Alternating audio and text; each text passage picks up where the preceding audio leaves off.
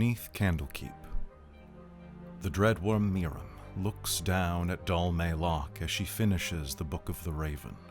Are all of these stories so cheery? Seems a bit saccharine, doesn't it? I suppose so. Who doesn't like a happy ending? I like diversity in my narratives. Well, perhaps you'll like this one. It's a story of, go on, misery and loss. And it has, if I may say so, one hell of a conclusion. Really? It's called A Deep and Creeping Darkness. And it starts like this. Hello everyone, welcome to Dork Tales. I'm normally the DM Kelly, but I'm not in the DM seat today, so I just want to thank you and welcome you to Candlekeep episode 4. And I'm gonna pass the ball over to James. Hello there, ladies and gentlemen. My name is James Gibson, and these fine folks have invited me here to present the fourth book of Candlekeep Mysteries, A Deep and Creeping Darkness. So I'm James. I go by he, him, and I have been a storyteller for longer than I care to imagine. It's actually, I think, 20 years now, because, I think it's actually been that long now. I think this might be my 20th anniversary of it. Oh, happy anniversary. Yay! I'm very looking forward to trying this one out. It looks like an interesting story. We'll see how things go. So to get things started, I think we should probably go through and introduce the cast. So I think Kelly's already had his start. So let's start off with Michael. Playing Rishley. Bye. Yeah. Michael, go ahead. Do you want to give us talk us in? Oh, I never get to go first. Hi, everyone. I'm Michael. Go with he and him.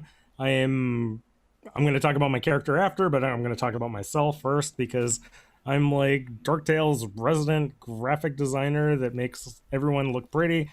I mean, they all look pretty. I just add icing to the cake, really. I mean, that's pretty nice cake. He got that cake.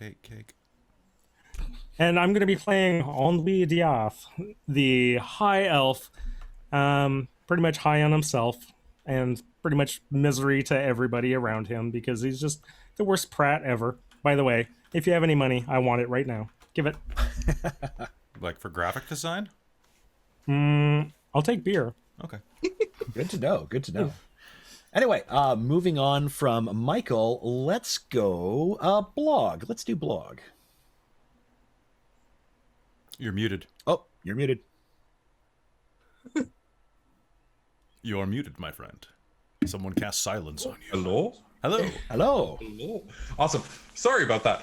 Hi, I'm Chris from Dork Tales, and I've been gaming for a long time. I think actually about a quarter of a century, so most of my life, give or take. Started way back in elementary school. Though I was there for James's first game. It was adorable. Hey.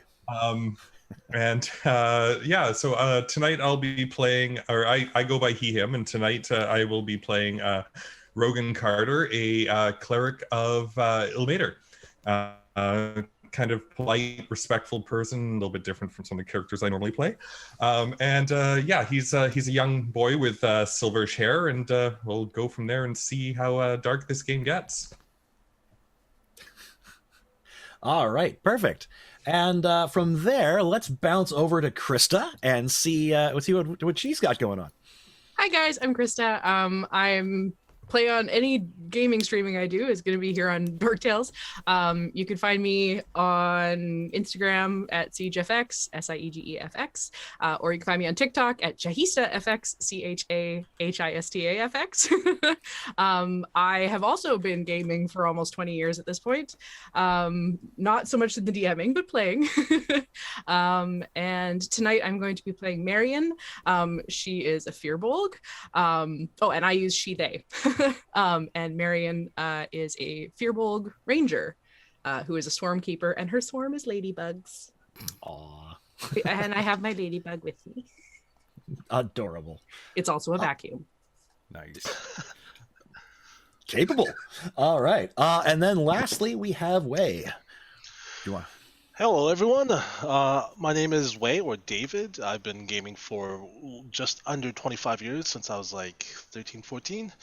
I run a community Adventures League public game here in Victoria, BC.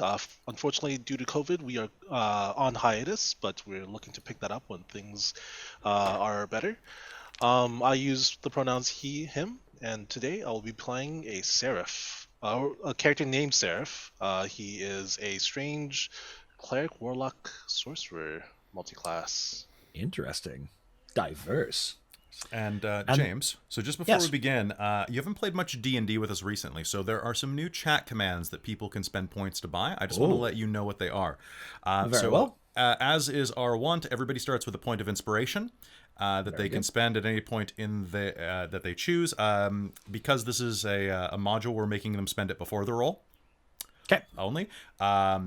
However, there is something else called determination. Determination, you have watched enough that you know that when someone has a point of determination, you can only ever have one. It just gives them their proficiency bonus again on a roll that can be cashed in any time before you tell them if they fail or succeed. Okay. Also, there's something called Hurt Them More, which basically allows you to have inspiration yourself or to cheat in minor fun ways. You have at least 1 point of that right now. Oh, you have 2 points of that right now. I was going to say, Ravnos just. That's it. Lay it on me, chat. So it's good to make sure to use those, because otherwise we have to go through and refund it at the end of the night. And you know what? It's better to hurt us than to do paperwork. All right. Sounds Paper good. racer. You know, I Rainbow like. dashes. Oh, wait. Who gave me rainbow dashes? Everyone. Okay, never mind. I will remember you for future vengeance. All right. Did you want to introduce Rishley at all?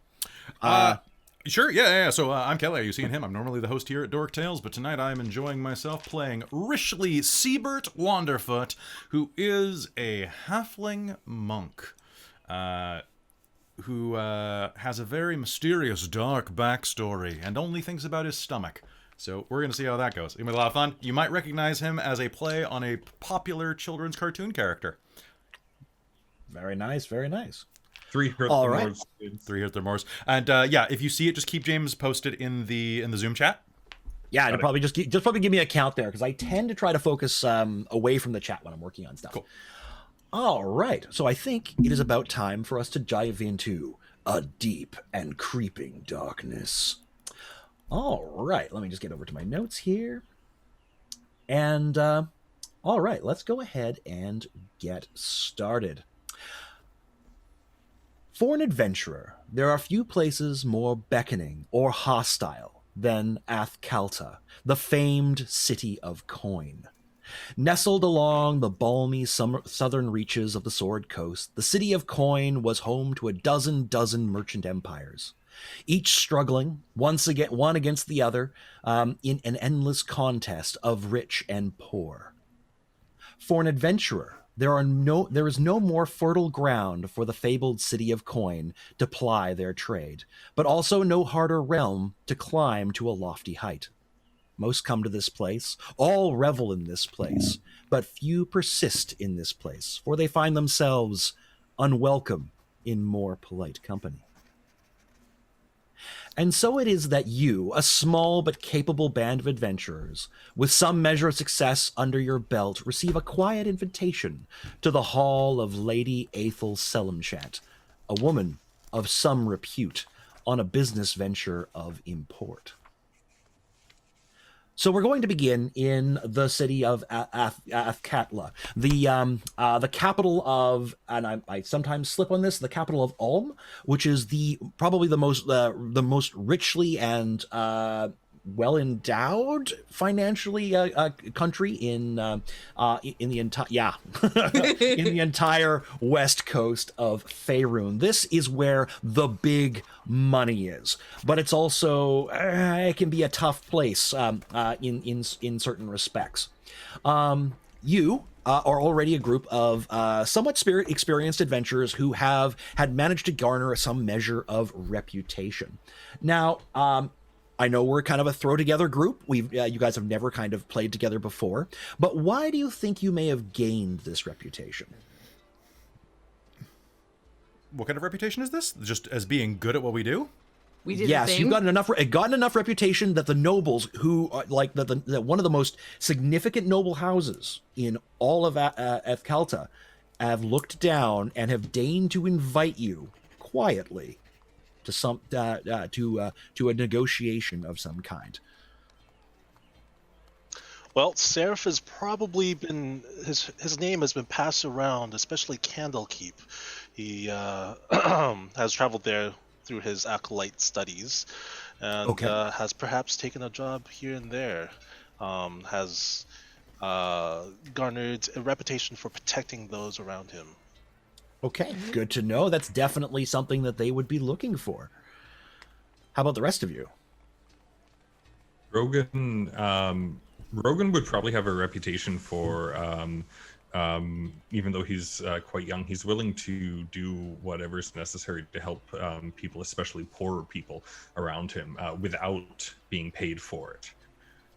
So if anyone's looking for some cheap help from somebody who cares, Rogan's, as long as it's trying to help out people who are suffering and in pain, he'll do it. So noted. I was gonna say the same about Marianne. They probably saw free labor. Yes, free labor is always appreciated when coin is on the line. What about you, Envy?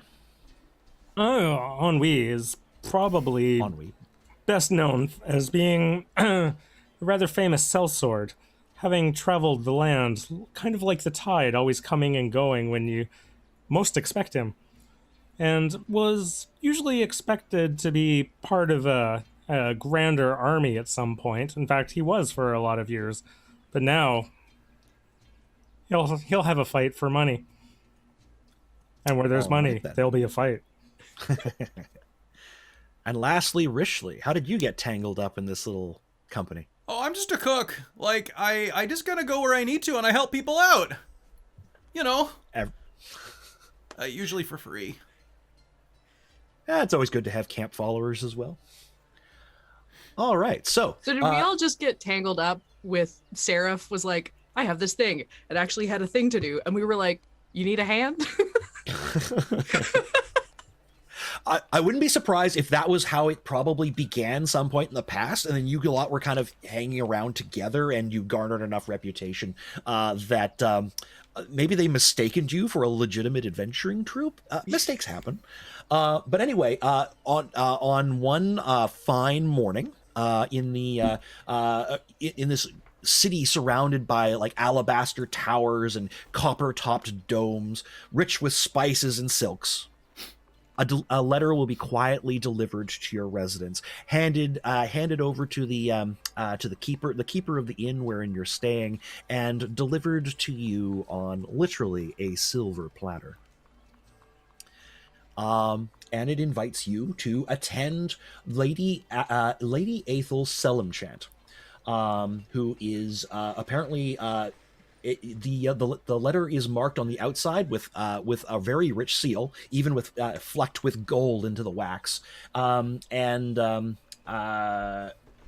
is inscribed on a very thick quality piece of paper, and requesting that you attend the servants' entrance of her shop in the in the midday hours. Not her. Did I say her shop? I meant her urban estate. The servants' entrance of her urban estate in kind of the midday hours. Are we kind of like at breakfast at an inn? Yes, essentially, yeah. You can, the lot of you can be breakfasting at the inn if you want to have a few minutes to talk about it, and then we may proceed. Like, you smell that? That's like coriander and cinnamon and Sorgon cinnamon. Did you know there's different types of cinnamon? No, I didn't. What does she want us to do? Who's looking over the letter? Guess I will. Sure. As Rishley's kind of looking around, I'm got my eyes locked on the letter. Leaning over Seraph's shoulder. So the letter itself is remarkably sparse in detail. The penmanship is superb, likely the work of a professional scribe and calligrapher, as is the design of it. But it essentially just comes down to a name drop of this Lady Selimchant,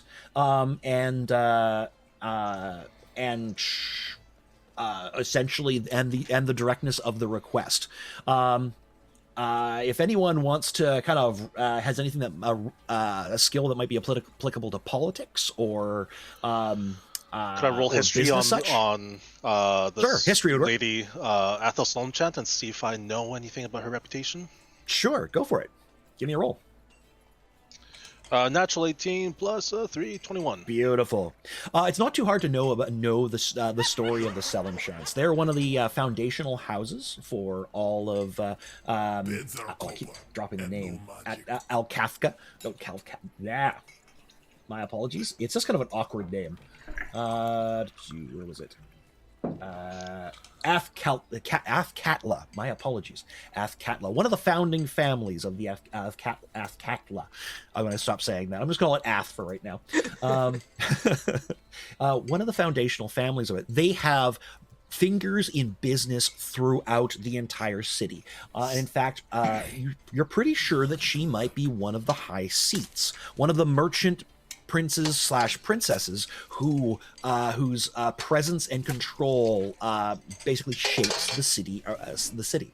And as a result of that, business all up and down the Sword Coast and throughout the neighboring oceans. This is one seriously wealthy and powerful and potentially dangerous individual.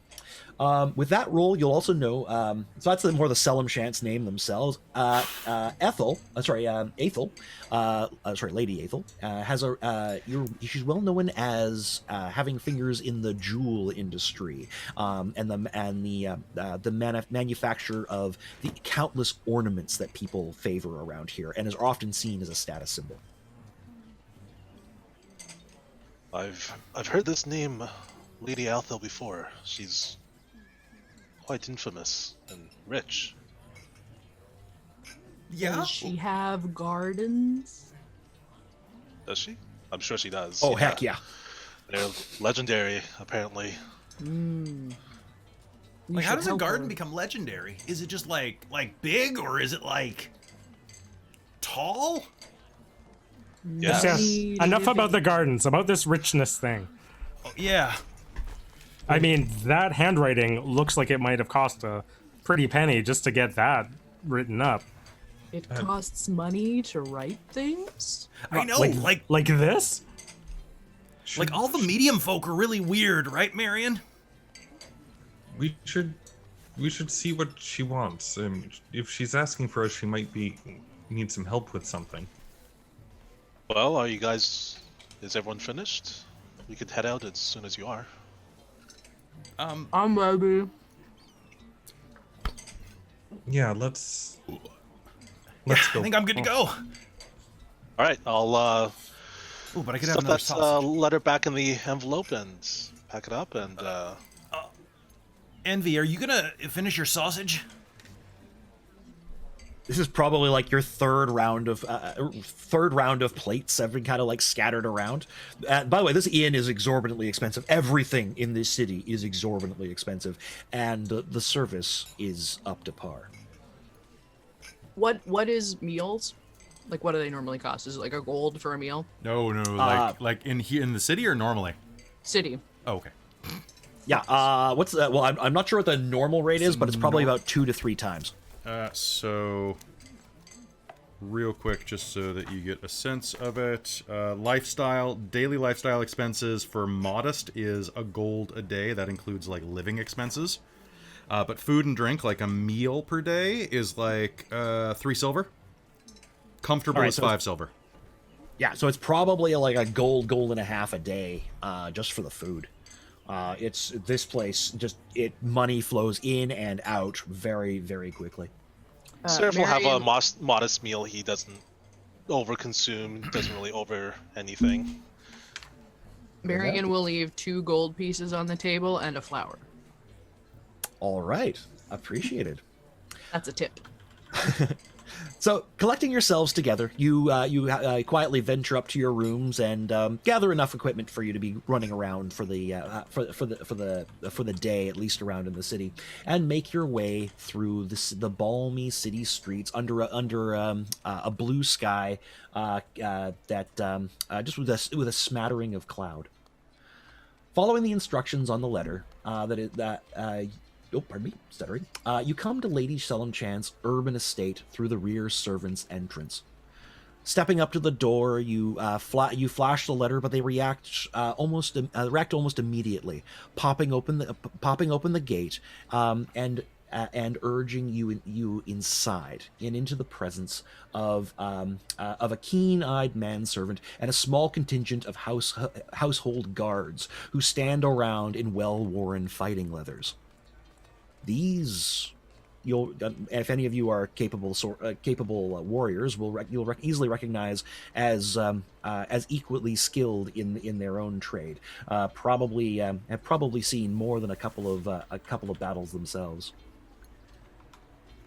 Gesturing onward, the keen-eyed manservant will begin to lead you across the back courtyard of this place, which indeed does have some beautiful kind of set trails with rhododendrons and some small kitchen gardens where there's some vegetables growing. Marion's swarm is always around, so they're gonna like disperse and sort of like land on things and then eventually come back together. Yeah. All right. Getting all up in everyone's faces. Sure. The guardsmen will just kind of go along and just kind of like quietly like kind of flick them out of their faces as they come down. But otherwise, they're just trying to keep a stiff upper lip and keeping a close eye on you, especially given your hulking size. Try not to let them get in any of your mouths. They taste really bitter. It's actually one of their only natural defense strategies. The guards will exchange a look of worry, which is probably something they haven't done in a long time. They weren't don't bite unless I ask them. Yeah, then the bites are big. Out of character, I had a ladybug infestation in my bedroom when I was a teenager, and they do taste. They're the most bitter thing you've ever put in your mouth. They like to crawl inside of soda cans that you leave next to your bed. I'll just put that there. Also, they're incredibly large if they land on your glasses when you wake up in the morning, and then. But yes. Oh man. Anyway, so you are led across the estate, and as you approach the main house, this beautiful structure of well set granite and stone, you'll see the manservant, who's a dapperly dressed human, will turn and quietly raise a finger to his mouth in a gesture of quiet. Oh yeah, sorry, we'll be quiet. Before opening the doors and beginning to lead you down a polished marble hallway set with beautiful wood, and upon which your footfalls feel grossly out of place, as rough as they are with your kind of street shoes in this quiet, beautifully ordained place. As you walk through the hallways, you'll see ancient memorabilia scattered up everywhere, and then finally you're going to be delivered through a very small and narrow door into a quiet study, thickly lined with books and well-shuttered windows. The light here is feeble. Dust hangs in the air. Even and probably the many of your ladybugs will kind of drift over towards the windowsill where they can at least see the light. The guards melt into the back corners of the room, standing around, ready and eager if needed, while the manservant goes over and stands by the door. And they leave you for a minute, just alone. Doesn't look like this anyone's been here in a while. You said it's dusty? It's there's a little bit of dust hanging in the air, but it doesn't look like it's been dusted. Okay. But it's just the air has been fairly still in this place. It probably hasn't been visited in a while, at least not by some sort of active user or anything like that. But there's quite an impressive set of books on the walls. There's trinkets sitting on the countertops. Oh, hey, look, trinkets. There's even like taxidermied heads of various creatures hanging up overhead. Doesn't this seem a little bit extravagant? Well, like we're in a noble's house. Did you expect it to be all like bare bones? Could say that about the entire city. No, that's fair. I'm going to cast Mage Hand cantrip, which is just my swarm picking things up for me. Okay. And they're going to pick up something. All right. Something breakable, just a little something, and bring it over to me, and I'm going to play with it. So this little cunningly wrought copper globe is sitting up on it. It's about the size of a kind of a very large marble, but it's fortunately hollow, and a couple of the guards will kind of shift uneasily as this thing just kind of sails over to your hand. This globs of ladybugs kind of melting off of it as it deposits it in your palm, and it's richly wrought, gleaming. It looks like it's made of wood and copper and polished up. I'll just sit and fiddle with it. And the manservant will step forward and kind of lean over towards you. Excuse me, ma'am. Please refrain from handling the antiquities. My apologies. I'll hand it Man. back to him. You're really And he lucky will that you take it. hired us instead of some of my other friends. There's this Don't one look at it for guy I was in a party with for a while. He would just pocket everything. But he was a Northman. That's how they are, kind of are, as far as I understand. Real grabby types. That is their reputation, sir. And he will step back and quietly rearrange it and put it exactly back where you got it, even turning it so it sits properly. Must be easy because it's so dusty here. You know exactly where it goes. I understand it's improper to address the dustiness or cleanliness of people's houses. Is it? I think so. Oh, I'm terribly sorry. I thought that was an intentional thing. I told someone their floors were very dirty once as a compliment, and they got very upset with me. Yeah, you'd like that, wouldn't you? So few people have dirt floors nowadays. It's Rogan will okay. look towards. Sorry. Oh, Sorry. The Rogan will man. look towards- You go ahead, Rogan. My apologies. It's like he'll look towards the manservant and just mouth quietly, like, "I'm sorry." He's just used to apologizing for everybody. The manservant's eye will kind of quirk up and be like, and he'll turn back to Rishley. Sir, I will pass upon your comment to the household master. I'm sure the maid will be the maid who is responsible will be suitably disciplined. Oh, no. No. I mean, like, no. It's like, no, it's fine. It's fine. I think he's trying to say it's okay. Yeah.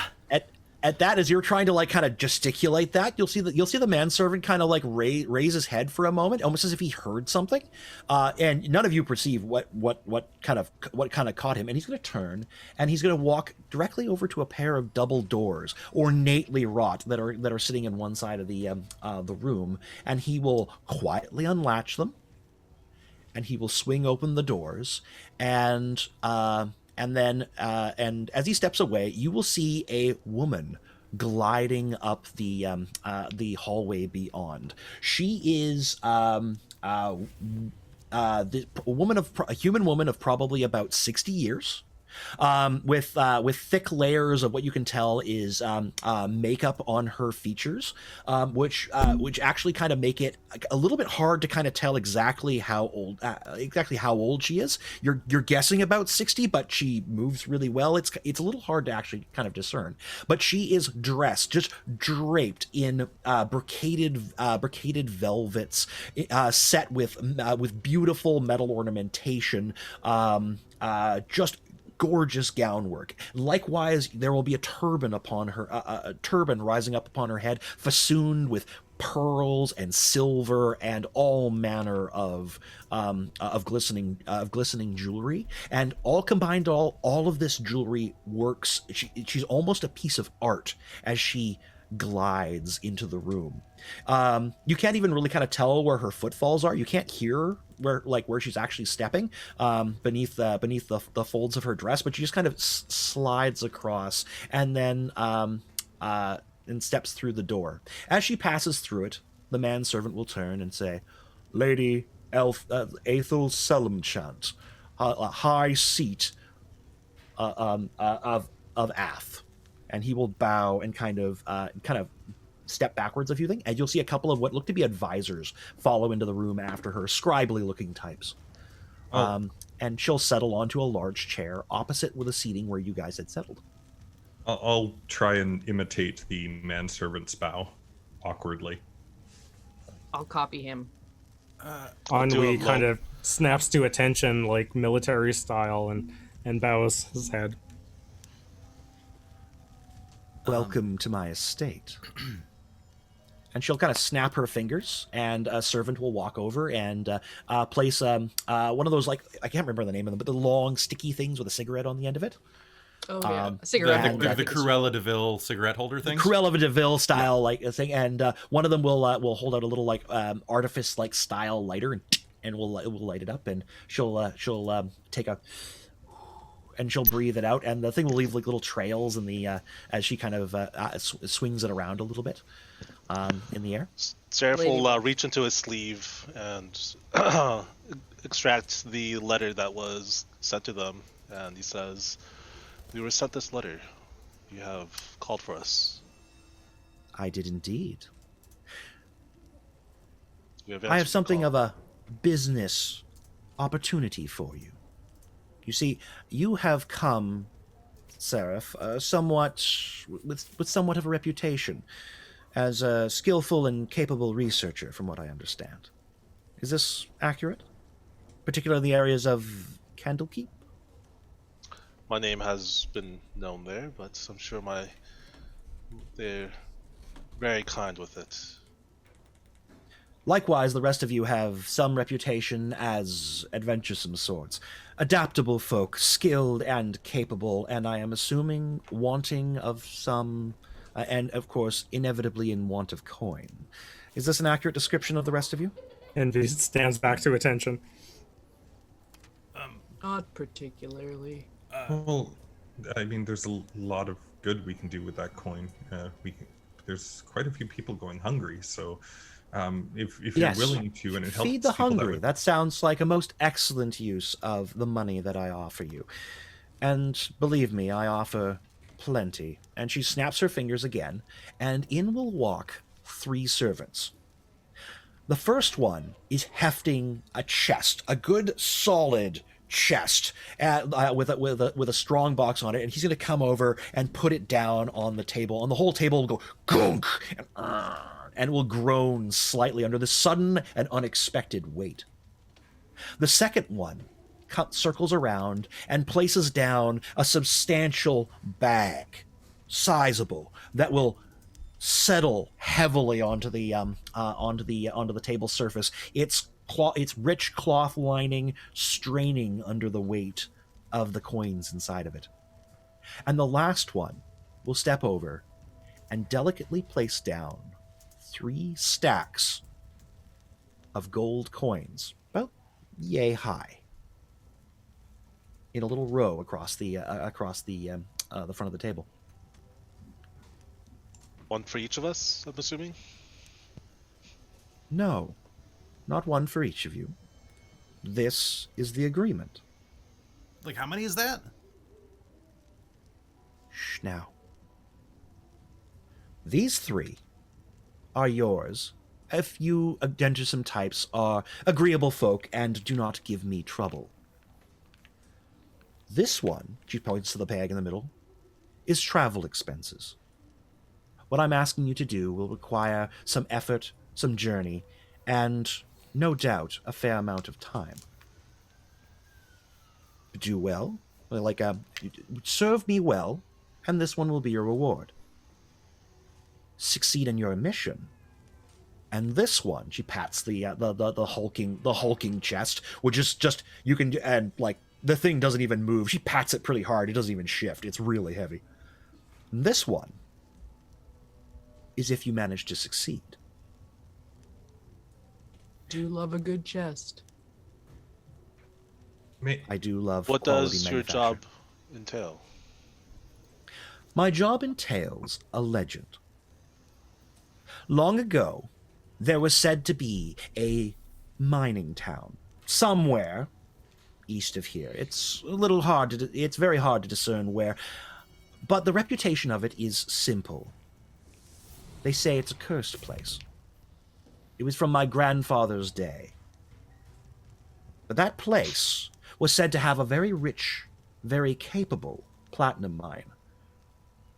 And well, my empire hungers for platinum. These ships that wash in and wash out, three silvers on the dollar goes just to the platinum costs alone. Do you have any idea how much my own private platinum mine would be worth? It's extensive. I was gonna say a lot. The problem is I don't know where this town is, and I don't know what befell it. The reputation of this place has been so toyed with, so mixed, I cannot discern the cream from the milk. So you're going to figure it out for me. You're going to find this town, and you apply your adventuresome skills, see to it that it is suitable for my mining, and we will have business. You will have your chest, I will have my mining venture. Does this seem agreeable to you? Seraph will look to the others. I don't know how I feel about a mining venture. I mean, you should only take what you really need from the ground, but I suppose if it was hers to begin with, we should get it back to her. And I do love a good hunt. The woman will kind of regard you for a second, and then compartmentalize what you just said, and promptly ignore you and look to the others. As she should.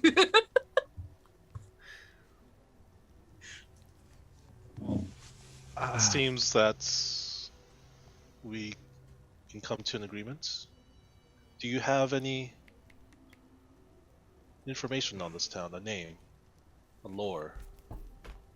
I know nothing.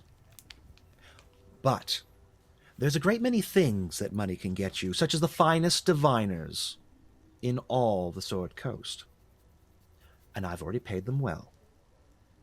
There is a tome located at a place called Candlekeep, one that has the information that we require.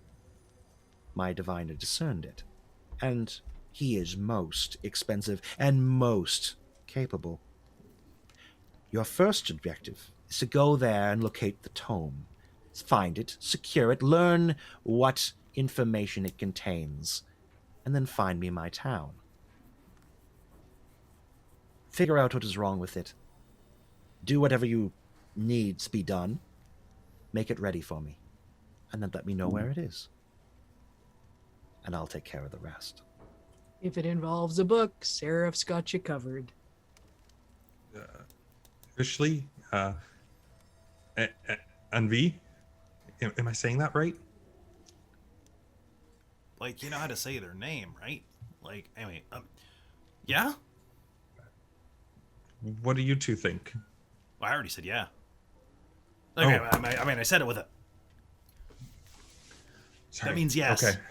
I mean, they're offering money. How can I possibly say no? Especially from someone so regal. Well, I guess we're in then.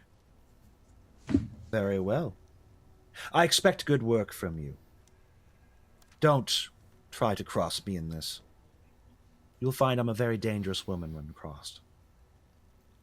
Now, I feel you've all been very amiable for adventuresome types. Go ahead, take your reward, and, of course, your expenses, and she'll slide that hefting, bag over towards you. This one will await you. Bring me back good word. Can we take a look?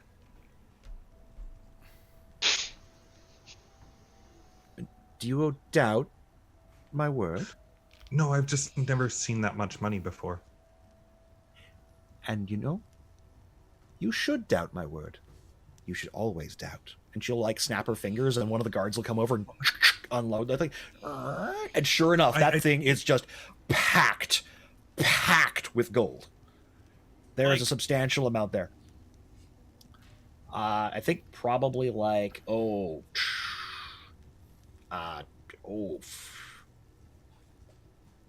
we could probably discuss exact amounts later, because I think your just don't facial want to. expression just says it.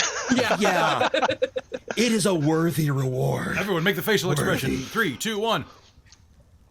It's like like the glow coming out of it. Yeah. It's just the briefcase from Pulp Fiction, I was right about there. to say Exactly. that. That's it. It's the briefcase from Pulp Fiction. My God, it's gold and Marcellus Wallace's soul. Anyway, as quickly as it is exposed, or you guys can rummage through it if you want to. But you can. Stand but, full stand back, yeah. Yeah, the guards will keep a close eye on it. Ka-chunk, it'll close and then quietly be locked and sent away. With that, the manservant's going to come over and he will pass you over a dusty portfolio. Sorry, not dusty, actually, like just leather, well worn, the kind of thing a traveler could carry and no one would look twice at it. And as he brings it over, he will flip it open and you will see that there is a kind of a half burnt looking book inside. She'll kind of gesture towards it. One of my scribes assures me that this will be adequate to see you to your means into Candlekeep. Some manual or other of military tactics. It will be it will be worthy. Go find my book, find my town, and get me my platinum mine. Now, is there any other questions, or are we done here? I say if we'll look to the rest. Isn't it customary to give guests refreshments? What? You have to understand that I cannot entertain guests below a certain social class, and I'm afraid you do not stand that. I speak to this only because I am being honest and forthright. Now, if you'll excuse me, and she's going to rise up and do that weird sliding thing she does, and kind of moves like down the hallway, and the scribes are going to file after her, and the manservant will quietly click the door shut as she passes. And just like that, you will have the gold shoved into your hands, and you will be seen out the door, back the way you came, quietly and out of sight from any potential guests or even people looking near over the walls nearby, and you will be deposited out the servant's gate. Unless they physically push Marion, she's walking in her just slow wander as she normally does. Oh yeah, no. Like when I say push, they're just kind of like, come on, go. She's just wandering. I'll try and help her out. It's like, come on, Marion, let's go. Okay. All right. So How much gold anyway, did we start with for the first initial payment? Okay. Excluding the daily expenses. Not even at the gate and counting it already. Yeah. I'm gonna go off of the top of my head here and say like 300. What? Excellent. I'm hoping. Well, is that adequate? Is that including It's a the travel substantial expenses? amount. That's the traveling expenses. Like it's enough to buy carts and wagons and all the supplies. Oh, 300 I see. is just the traveling expenses. Sorry, we were asking about the 3 piles. I thought. Oh, the 3 piles. Oh, yeah, that would probably be another like let's say 75 gold there, right? Just for you guys. Just as throwaway. You guys weren't like breaking stuff or throwing insults or trying to speak as equals to her. It's richly kind of 75. Well, like, you don't know my backstory. You don't know me. You don't know where I'm from. however you guys want to do it. I'm a prince. I won't really take is up any. to you. You are no prince, my my man. So 15 each? Well, thanks for calling me a man. A lot of people look down on me because I'm kind of short. Yes, I do. Well, I I'm mean, of course sorry you do. if I You're look almost down like... at you. It's hard not to. That's okay. Do we want to get some supplies before we head off? Yeah. Some food for the road? Derek, you can keep my money. Sure. I don't need it. So pretty much everything you might want is available here, so you guys can pretty much just kind of grab whatever's within reason. If I don't see any reason, you probably don't need to like figure it out right now. Do you guys want horses, like a cart and horses and such like that? Yeah, for the long travel, for sure. Yeah, you can definitely afford that. We probably don't need to go and do the exact math. If you guys need anything and it's reasonable that you would have picked it up, we'll just cool. You got it right. Like that's okay. Rogan will try and get a lot of it exchanged for smaller coin, and will try and before leaving try and find some local people that look really down on their luck, or like anyone who looks like they're starving, and will give them he'll actually give about 10 GPs worth to as many people as he can before leaving town. Okay. Just so you know, Rogan, you probably don't find many. Those who cannot afford to eat or drink, or they get usually forced out of the city and placed on the next road north. That's what. All right, then he'll give it to anyone who looks like servants. Like even the bums here make more money than we do. Yep. Just anyone who looks down on their luck, or like they're just having a really bad day, or anything like that. Other than Richie's like, give me the money. He'll give most of it away. All right. I'm gonna go and buy lots of food for the trip, as well as the cart. I'll help buy the cart. And guys, I think it's time to upgrade the skillet. Yeah. No, I think that's a good idea. Do you need help getting any of the supplies? I can carry stuff. Yeah, that'd be great. All right, let's do some shopping. I'm gonna go buy a premium cast iron skillet, and I shall totally call it the Four Seasons. Rishley, why are you buying food? We'll find it along the way. Well, I mean, yeah, but this is like sausages and cheeses. We're not gonna find cheese. Well, we might find cheese on the way. Well, Marion, you might do some hunting and get us some game, but to the stuff that he's getting, it's gonna make it taste a lot better. Try. I suppose. Actually, if we're traveling into Candlekeep, that guys. means we're going through the High Country, and if we're going through the High Country, that means that you can help me find truffles. Oh, I do like finding truffles. These What's a guys are truffle? pretty good at finding them. That's why we're good friends. We're right. not going to Pat your stop head. to dig truffles. Why Have you not? ever had one of my truffle and gorgonzola omelets? What's a truffle? It's like a mushroom that was blessed by a celestial man. Gorgonzola, as in milk from the udder of some beast. Like a cow, yeah. Ugh. What's wrong with milk? It does a body good. Exactly. I'm sorry, but if it's from an animal, it is not going into this body. It's okay. Oh my Emily. God, are you a I'll vegan, find man? You lots of good vegetables. If I knew you were a vegan, I would have gotten some I mean, are you okay with nut milk? I could get some almond milk. It's juice. It's not milk. There are no tiny udders on little nuts. Oh man, you can totally he's milk an right. almond. You just got to be dexterous. I don't want to see that either. There are no truffles, no milking of nuts, none of that. Well, then, man, what do you eat, man? Greenery. It's everywhere. See, I agree. Except I Is that do why love you won't deer. drink anything that comes out of a cow? Because it kind of reminds you of the way you eat? How many stomachs do you have? Half How as many many stomachs as you. do you have? I mean, that's probably true.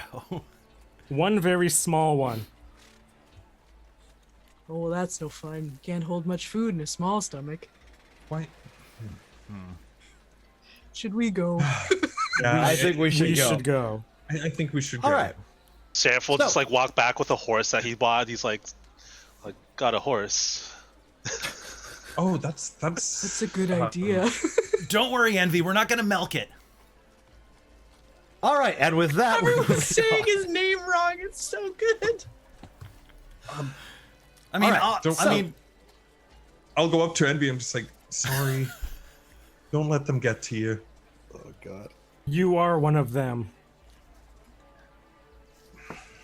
And with that, Yeah, the but- party collected themselves. Who's Oh my driving? God. I'll drive. And I was we- driving last time. So. Okay, cool. I have Anyway, plus, I'm just gonna- I have +3 animal handling. It seems like the Oh, do you? animals like me for some reason. Maybe it's because I don't eat them. I have +7 to animal handling. And Oh my food God. animals. Marianne, please drive. I have +3 to animal handling, so maybe the Same animals here. like me because I do eat them? Oh, Animals are complex. I'm going to sit on the far end of the cart where I don't need to talk to you. I'll sit up on the. Honestly, I probably don't really fit in the back of the cart. I'm like 8 feet tall, so. The cart's like. Exactly. I'm going to jump through a bit of narration here. Okay? Go for it. Because yeah, this is well, we only have a one shot, so we're gonna have to move a little quickly here. Shot. Venturing forth from Athkatla, your company turns north, walking the Sword Coast up to the fabled holding of Candlekeep. Your journey, beginning in late summer, is pleasant enough save for the inevitable hazards faced by all adventuresome travelers. Thieves are intimidated, marauding beasts shot down with arrows and cunning, and at last the road delivers you to the towering fortress library, where it hangs on a stony crag above the churning waters. Gaining entry with your meager offering, you are given accommodations in the Court of Air and a study room at the Pillars of Pedagogy to help you in your venture. Over the following days, you and your company rummage through tattered mining reports, the hastily scrawled writings of scribes and computers, and the dramatized works of countless bards before discovering your objective, misfiled and buried beneath an endless slew of other works. Had you not already known the importance of the work, you too would have been easily passed it over. Oh, my apologies. I did forget one little thing. They would have passed on a description of the work that you were looking for. At least the title, A Deep and Creeping Darkness. That's the name of the book. Ominous. Everyone drink. He said the name. Is that a thing? It is now. Oh, sweet. Yeah, he said the thing. I'm sorry. I like this. Well, keep your drinks out. Bound in black leather and simply embossed with A Deep and Creeping Darkness on the spine, the book shows minimal signs of wear and tear other than a few creased pages marred through carelessness. Although neat, the work is far from flawless, containing a number of spelling errors and ink blotches, clearly not the work of a professional scribe. The book itself tells the tale of a mountain village whose residents went missing over the course of several months. It presents these dread accounts as a series of I can never pronounce this one. Vignettes. Oh, Vignettes? vignettes. Vignettes. That's it. I keep. Oh, yeah. That's okay. Vignettes, Get allegedly. Get me Yeah. on foyer. Technically, it's both. How to pronounce it? Anyway, a series of vignettes allegedly collected by those who were there, survivors, traveling merchants, and residents of nearby settlements. It is unclear whether it is a fictional tale, folklore, or history. Although the telling seems factual, the language is extremely dramatic. Vermilion itself, which is the name of the town, it explains, was a mountain village established by the settlers in the Snowflake Mountains, who discovered a platinum vein in the mountainside and forged a booming business, trading in both ore and worked items for nearly a decade. But this was more than 70 years ago. Isolated as it was, some 3 days' travel by horse up into the mountain reaches, it was never a substantial place, visited only by pack horse teams and the occasional merchant. Then, 70 years ago, an explosion rocked the platinum mine, collapsing the tunnels and burying the workers under countless tons of rubble, leaving the tunnels unstable and dangerous. This initial calamity crushed some 30 workers outright, while an almost equal number were buried alive, terrified and alone, to either be rescued or perish in the days and weeks to follow. This, however, was not the last disaster to face this beleaguered community. In the weeks that followed, the people of Vermilion began to disappear, starting with the survivors first, and then spreading into the village as a whole. Despite their efforts, such as setting watches, sleeping with weapons, and traveling in groups, nothing could be done. The vanished were simply gone. Sometimes 1 or 2 a night, or maybe a 10-day might pass without any being taken. Soon, rumors began to abound that the village of Vermilion was cursed. The townsfolk soon began to flee, and merchants gave the place a wide berth, leading the place to wither and decline. the end of the patchwork piece, claims the village is still there, although whether anyone inhabits it is a mystery, and speculating on the fate of its inhabitants. Inscribed on the back cover of the book is a rough map laying out the path, stretching up along the course of the fast-flowing, shining stream from the small trading town known as Mayreen, the closest bastion of civilization. Here at Candlekeep. Oh, sorry. Did you find the deep and creeping darkness? Oh, you just did that just to dream? Just not to dream, to drink? To dream. Chance to dream. Perchance to drink. To dream. Anyway, so with that, you guys are going to re-equip, refresh yourselves at Candlekeep, and then begin a journey to the Snowflake Mountains, almost 400 miles, heading due east into the far reaches of Ulm, and to the mining Glory of town. Ulm. Sorry? For the glory of Ulm. For the glory of Ulm, the trading empire. Yeah, and so it is that you guys will arrive after many probably weeks of journey at the township of Marine. Let me just scroll up here. Here we are. So the town of Marine, it basically straddles one of the main trade roads heading to Rithaven, one of the larger cities, and running right through it is this creek, this fast-flowing mountain creek known as the Shining Stream. And it is here where reputedly you can find the path heading up to Marine. Not sorry, to Marine, to Vermilion. And you are free to act as you will. This town lies stretching, it's probably home to probably about 2,000 souls, and seems to have a bustling market, and a couple of nice-looking taverns, and you're free to go look around however you want to. May I roll a survival check for our way up here to have found truffles? I think truffles are probably more near the coast. You probably haven't found them. You've probably, it's 400 miles inland. You've probably eaten them all. That's fair. That's fair. Yes. In our ways back and forth, we've found all of them. Now you have managed to ration Rishley's spice supply, so it's probably petering out about now. But guys, I'm gonna have to stretch the paprika. I've only got hot chipotle and smoked at this point. Amazing.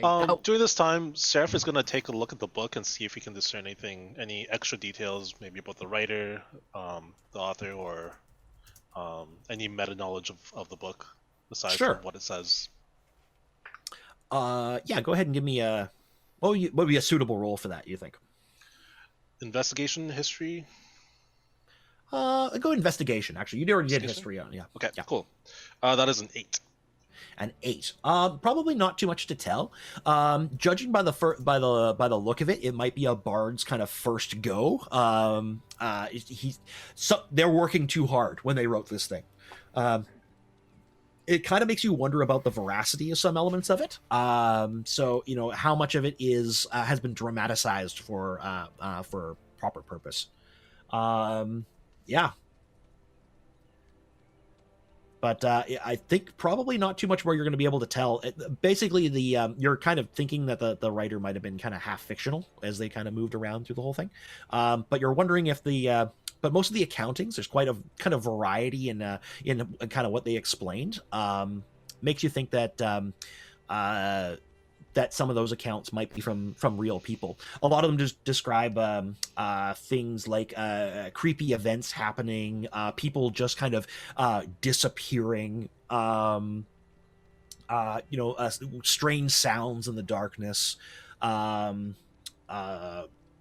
torches going out, that kind of thing. My favorite enemy is aberrations.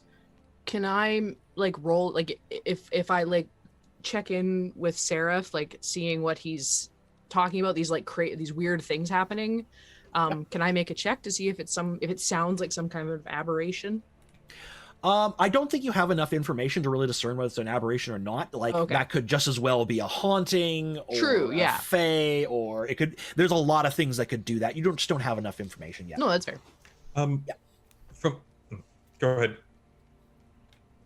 Go. From where the map says to go from here, is that more north, west, east, south? Pretty much straight north. You're on the along the southern reaches of the Snowflake Mountains, which are kind of a north-south-ish stretching set. Which you'll basically have the foothills directly north of you, and then they rise up into like these towering, jagged peaks that pierce the heavens. So the town is somewhere up there. Okay, I'm going to try and find. I know with my background, I've got an ability called Watcher's Eye, and so I have a bunch of experience with law enforcement, and I can easily find any sort of dens of criminal activity or watchmen, sort of, or militia sort of forces in a community that we're in. And I'm going to go towards the law enforcement, see if there's any areas of law enforcement around here, and see if I can find out any information of any troubles they've had on the road to the north. Sure. So it's not hard for you to find the office of the Gilded Company, the kind of the National Guardsmen of the of Ulm, and their little encampment is like the one kind of significantly like fortifiable building. But the people themselves, but the Gilded Company kind of don't look like they're particularly interested in mixing with the rest of the population, and they've been mostly kind of sitting around for the most part pretty lazily. They're pretty lax, like they're just kind of like leaning on their spears without really kind of standing at attention or keeping the keen eye out. But if you go over there and discuss with them, you walk over, and one of the guardsmen like, sorry, citizen, it comes to attention. How may I be of assistance? My companions and I were thinking of traveling along the northern roads, and I was just wanted to double check and see if there's anything that had been bothering you guys from there that we should watch out for. Possibly hire some help, or just northern roads. Yeah. You talking about going over the mountains? Yeah. Because the main roads lead to the east down to Ristavin? I think it's Ristavin. My apologies. He would get it right. It's a major city off that direction. So nothing. Main roads head off over yonder. No one really travels over the mountains. Not much up there. Well, there's always rumors. There's some curses, some cursed town up there. A cursed town? What's it called? Yeah. Can't say I rightly remember. I just hear whisperings about it. You might go ask after the Bored Weasel. The Bored Weasel. It's that inn and tavern over that way. That's not much good eating, but as long as they got some drink, right? Yeah, that's true. But I think the proprietor there might have been from there. You can ask him. Oh, that'd be awesome, or that'd be great. Thank you very much, and keep up the good work. Thank you. Aren't you forgetting something? He says, holding out his hand. Oh, right. And he'll give him a couple of. How much is a drink? Like 3 silver? Yeah. 3 silver? Okay. Oh, that's right. Yeah. The way these guys. 2 silver a gallon usually. Oh, 2 silver a gallon? Okay. So that's the basic though. I don't know what it's like out here. Okay. He'll a gallon? Yeah, sure. He'll give them 2 silver and just be like, for you and your friend when you're off work. So the guy will kind of consider it for a moment, kind of shake his hand a little bit, like it's a little on the light side, but he will take it anyway, and it will disappear into a pocket. And he'll nod. Really wanted you to just shake his hand. I was going to, but he's not that naive. Fair. Like, I've played some pretty naive characters before, but this guy might be polite, might be nice, but he knows what he's at. Plus, one of his flaws is he's quite enamored with alcohol himself. So, So noted. yeah. So, before meeting up with the rest of the party, I'm gonna go grab myself a drink. But you said the magic word earlier, James. You said food. Yes, I if there is think I food, did. some of us might already be there. Yeah, if you guys have like it is one of like kind of the main taverns in the area. And there is a smell coming out of there. Something it's got kind of a fishy scent to it, coming up on the Well, that's not a good sign. on the wind.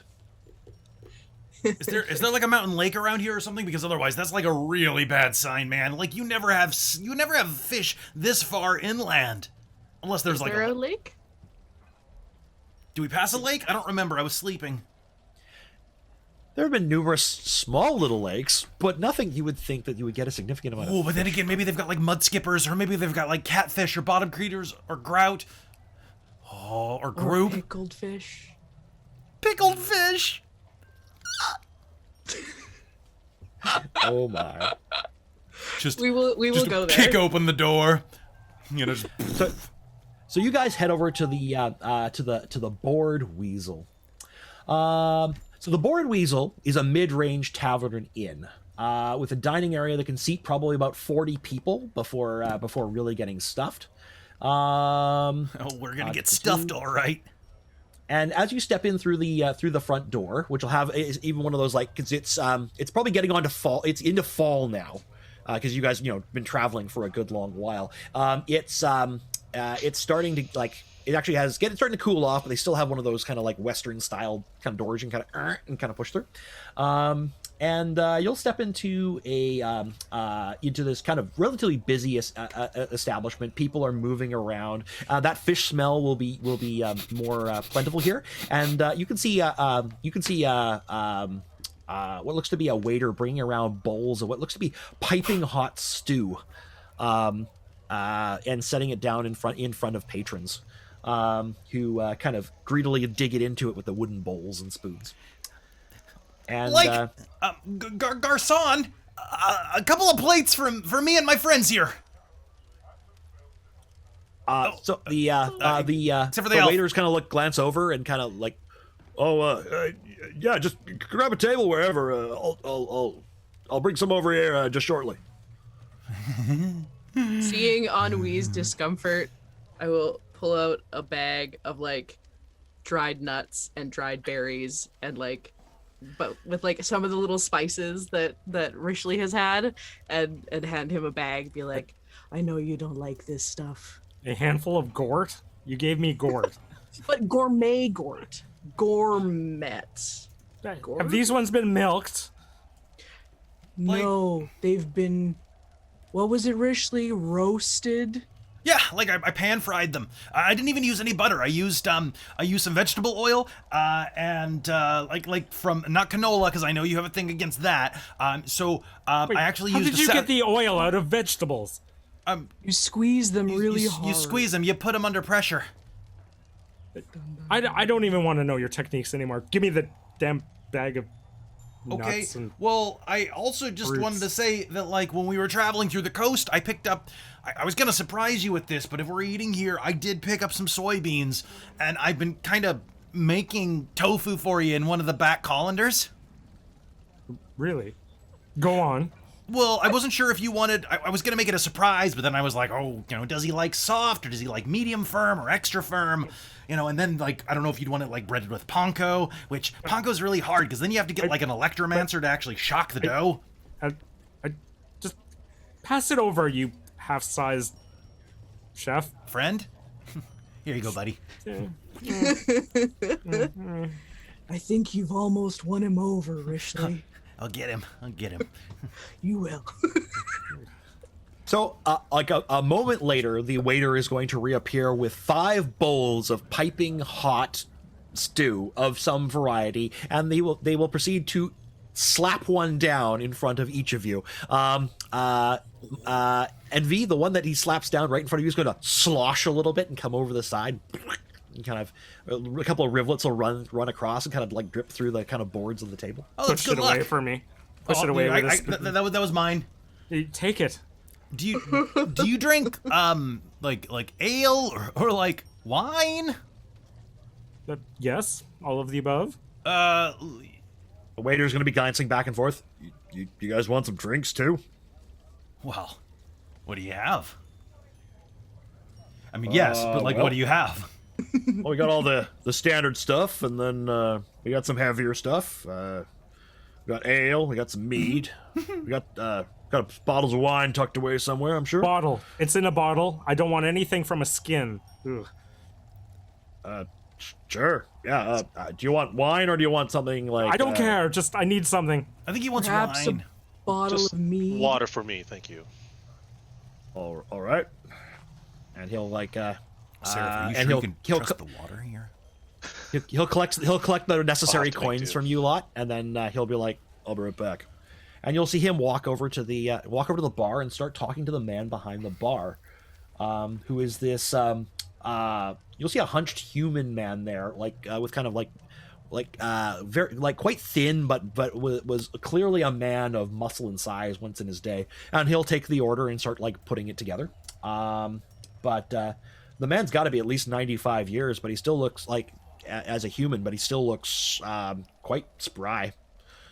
And the waiter will start piling on the drinks and bring him back over. It must be that fresh mountain air. Here you go, folk. Water for you and mead for you. So, like, what's your filtration system up here? Do you have like a mountain spring? Do you use like a charcoal filter or like rice? I think I only knew about half those words. Sorry, lay that on me one more time. What? I'm just wondering what you do to filter your water. Like, obviously, the boiling probably takes care of like some of the bacterial impurities and also just some of like the potential like neurotoxins. But like, I'm sorry, impurities? well, yeah, like, Neurotoxins? well, yeah, like in mountain what- spring what's water, a- there's all sorts what's a- of like parasites and stuff. Haven't you ever heard of like that fox parasite that gets in your brain and like totally melts it? Well, that's somewhere else, obviously. Hey, we just boil it. Oh yeah, that'll be fine. Okay. The guy's gonna turn and look away, kind of hurry away. He doesn't know how to process you guys. You're terrifying him. I'll pour a glass of the mead for Ennui and for myself. Put it next to me. Wait, this is mead? Isn't this from bees? It's from flowers. But The bees pull it out of the flowers. yes, but it's been processed through bees. That's Well- like drinking a bee. I mean, Yes. I'm already eaten enough of your ladybugs to fill me up for the next 5 It's months. not made of bees, Ennui. Well, I will That just would be like I'll saying just stick with you the wine. wouldn't eat Wine. anything wine. that someone made for I'm you. having the wine. Bees made wine- it for you. Wine and tofu. Just leave me down here. I'm fine. Okay, I almost have to ask. It's getting in like it's starting to cool off. Are those like when do ladybugs like? Do they like lay eggs or anything like that? I They're think they're magic magic. ladybugs. I'm just imagining Yeah. like your like hat is like just encrusted with. Oh, Probably she probably has like honestly Getting ready so for they're next not year. so they're not constantly floating around. Yeah. They're probably like she probably carries like a big jug on her belt that's just open and so Okay. they can just like climb inside of it That's and their chill. crate. Exactly. But a lot of them they like there's always one or two kind of crawling around. it's Alright, Ladybug alright. Gara from Naruto. Exactly. Oh my god, yes. Yes. So good. Just a big jug. How's the water? Oh, If the man. water is not looking super. Water's fine. Yeah, yeah, that's okay. fresh water from the Snowflake Mountains. That's like glacier water. It's actually really I good. love that this is what derails our game. Ladybugs live up to a year, by the way. It's amazing. Did not realize There's that. constantly ladybugs in baby ladybugs, ladybug eggs in her jar. I'll ask the waiter or Sure. barkeep. Do you have any idea of any stories or information about anyone that travels to the north? Well, I don't know anything myself, but you might go talk to Lucas. He owns the place. Does he motion to Lucas here, or? Yeah, he motions to Lucas. It's the old dark-skinned man who's like the guy who must be like 95 years, who's behind the counter.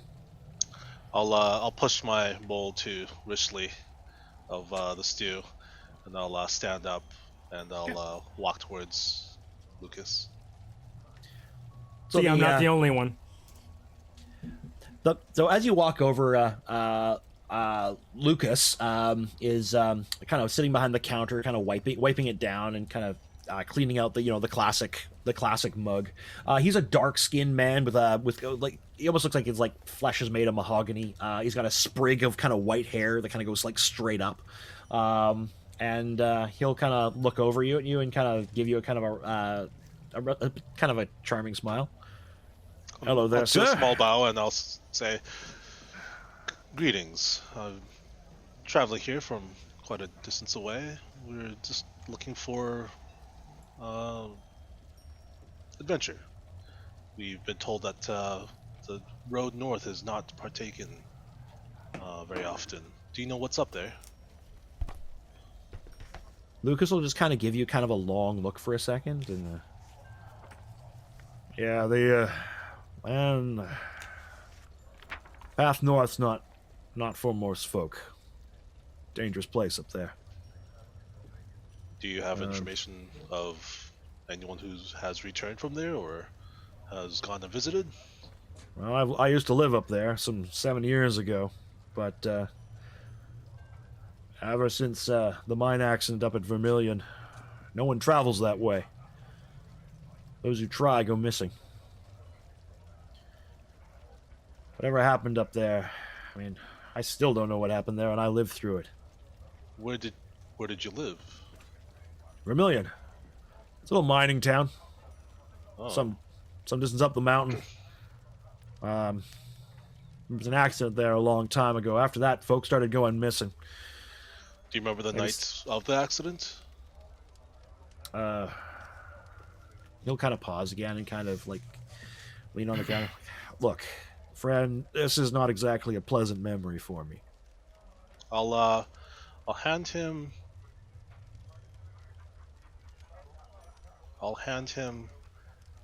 15 gold. So you stack 15 gold onto the table? Look. Just looking for information. Son, and he's going to reach over and like put his hand on top of the gold and slide it back to you. It's not about money. I may live in Ulm, but it's not always about money. I lost my wife in that accident. We were both miners up there. I'm sorry. My condolences. And I bow my head again. I don't want your money. If you want to know information, I'll tell you. But you don't got to pay me. Anything will help. I just don't like to talk about it. Why do you want to go up there anyway? Ain't nothing up there. Well, I'm hoping to aid whatever has injured the world there. I've heard stories of the earth crying. Have you now? Well, I'm afraid I can't tell you too much. Just people in the night, they started going missing. Started seeing things, hearing things. It's kind of hard to follow. After my wife died, her name was Lorna. Couldn't stick around anymore. I kind of wandered out of that place in a daze. I pretty much packed it in soon after they dug me out. I got lucky. Was she Couldn't part stay of there. Couldn't look at the house anymore. Was she part of the miners who was trapped inside? Deep down, by accounts of it, I think she was right under the rock. deepest part of the mine. She's dead and gone. Are you actually seriously planning on heading up that way? It seems like that's where destiny will take us. If we happen across of anything of importance to you, Actually, would you like us to bring anything? Yeah, if you could put some flowers on my wife's grave. I think she deserves something like that. Oh, and keepsake maybe. There's this old tree in Vermilion. Big old thing, you can't miss it. Before I left a little thing of Lorna's up in there. Oh, nice little necklace. It really meant something to me, and at the time I just couldn't bear it, but I think I'm in a better place now. If you could bring that back to me, I'd appreciate it. I'll see what I can do.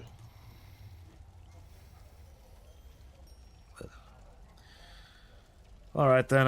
Sorry there's not much more I can tell you. You've been a great help. If there's anything else, I believe we'll be leaving the next day or so. If you want, I kind of detail the map for you. Like, if you got a map or something of that up that way, I can kind of lay out the course. It'll be easy to miss the road stones. Do I have any maps that?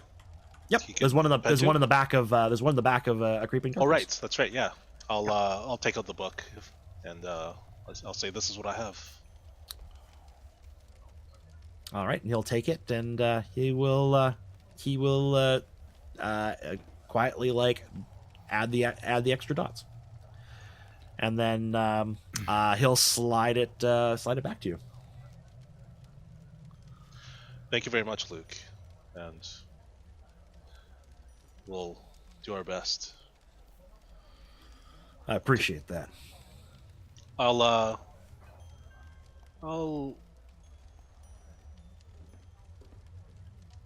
There's not much I can give him of sentimental value, but yeah, I'll just return to the table. Okay. And I'll display the book open to the page of the map and with the notes, and I'll say, seems like the bar owner here was one of the survivors who came down from Vermilion after the disaster. He's asked us to leave our respects to his wife and to bring a necklace back. Oh, of course. Is that the map? That is. Marion will kind of twist it and take a look over it. My Outlander ability is Wanderer, so I just remember maps really well. So cool. In case something happens to the book, this way I've seen it and have an idea. Okay. Do you get any indication that we'll need any like winter clothes going up the mountain or anything? It's probably going to be cold up there. Yeah. And your cart probably can't make it up there. Okay. Like there were definitely carting roads once, but that was a long while ago. And given that it's already snowing up there, it's probably not the best. Do we have winter wear, or? I'm sure you guys could have acquired or can acquire some here. It's easy. There's probably some up here that would be better quality. Yeah. It's definitely purchasable. So you guys purchase some winterized gear. Anything else you wanted? Oh, sorry. Since we're leaving the cart behind, do you need any help carrying any of the food supplies? Yeah, like take what you can. Actually, I'm gonna unload a little bit of it right now. One sec. And, I can take it. I just need a slightly bigger backpack. Fearwolves act as a size category larger for the purposes of carrying. Oh, you got it. We you definitely got it all. So you have the whole card on there. That's like horse. 4 times I'll take a pack the horse, regular put the pack carrying, horse over your head, carry weight. Yes. So she's equivalent never mind, of that large covers for it. carrying. She looks around and she's like, we're on top of her. She's just carrying the party as well. Someone in the chat did say that that I should be just pulling the cart. Yeah. That's good job. Good. Wow. No problem at all. Let me know if you need a ride. I'm good, thanks. Okay. All right, and I think with that, you guys are heading off to the mountains? We sure are. All right, so what follows is a 3-day journey, climbing up pot-marked, once were substantial roads. Yes? Any indication that things become treacherous, I will cast blessing or bless on us, except for You can cut me out. My survival's crazy. Oh yeah, okay. We'll do Rogan, Richley, and we. Sure. Yeah. Well, fortunately, you don't hit any storms or anything like that. So it's treacherous in that it's easy to kind of like slip and like twist your ankle or something along those lines. But and you'll hear some howling of wolves and things like that. But you manage to make your way up there pretty easily. 3 days. And on the afternoon of the 3rd day, you will come to Vermilion proper. So let me just set one thing here. All right, so Vermilion. So you guys come trudging up the road towards Vermilion. The snow crunching under your feet as you make your way up there. It's probably about ankle deep at this point. And the sky is a slate gray overcast with wind whistling around as you guys arrive on the outskirts. The town itself is probably about 24 buildings sprawled across the this little valley, surrounded by trees that have started to retake the natural kind of cutting zone that the loggers would normally excise from the from nature around them, and as you guys approach, you'll hear like the cawing of crows overhead, and the small animals are well enough around. But you'll see that the buildings here are... Oh, actually, here, let me just go right to the description. Let's see here. So, actually, my description is better anyway. And you'll see that the buildings themselves are set with slate roofs, like well angled to kind of shuffle off the snow. And most have pretty much done just that. But many of them are covered with vines that have slowly like pried open the tops of them, and walls have kind of collapsed inwards. 70 years can do quite a job to a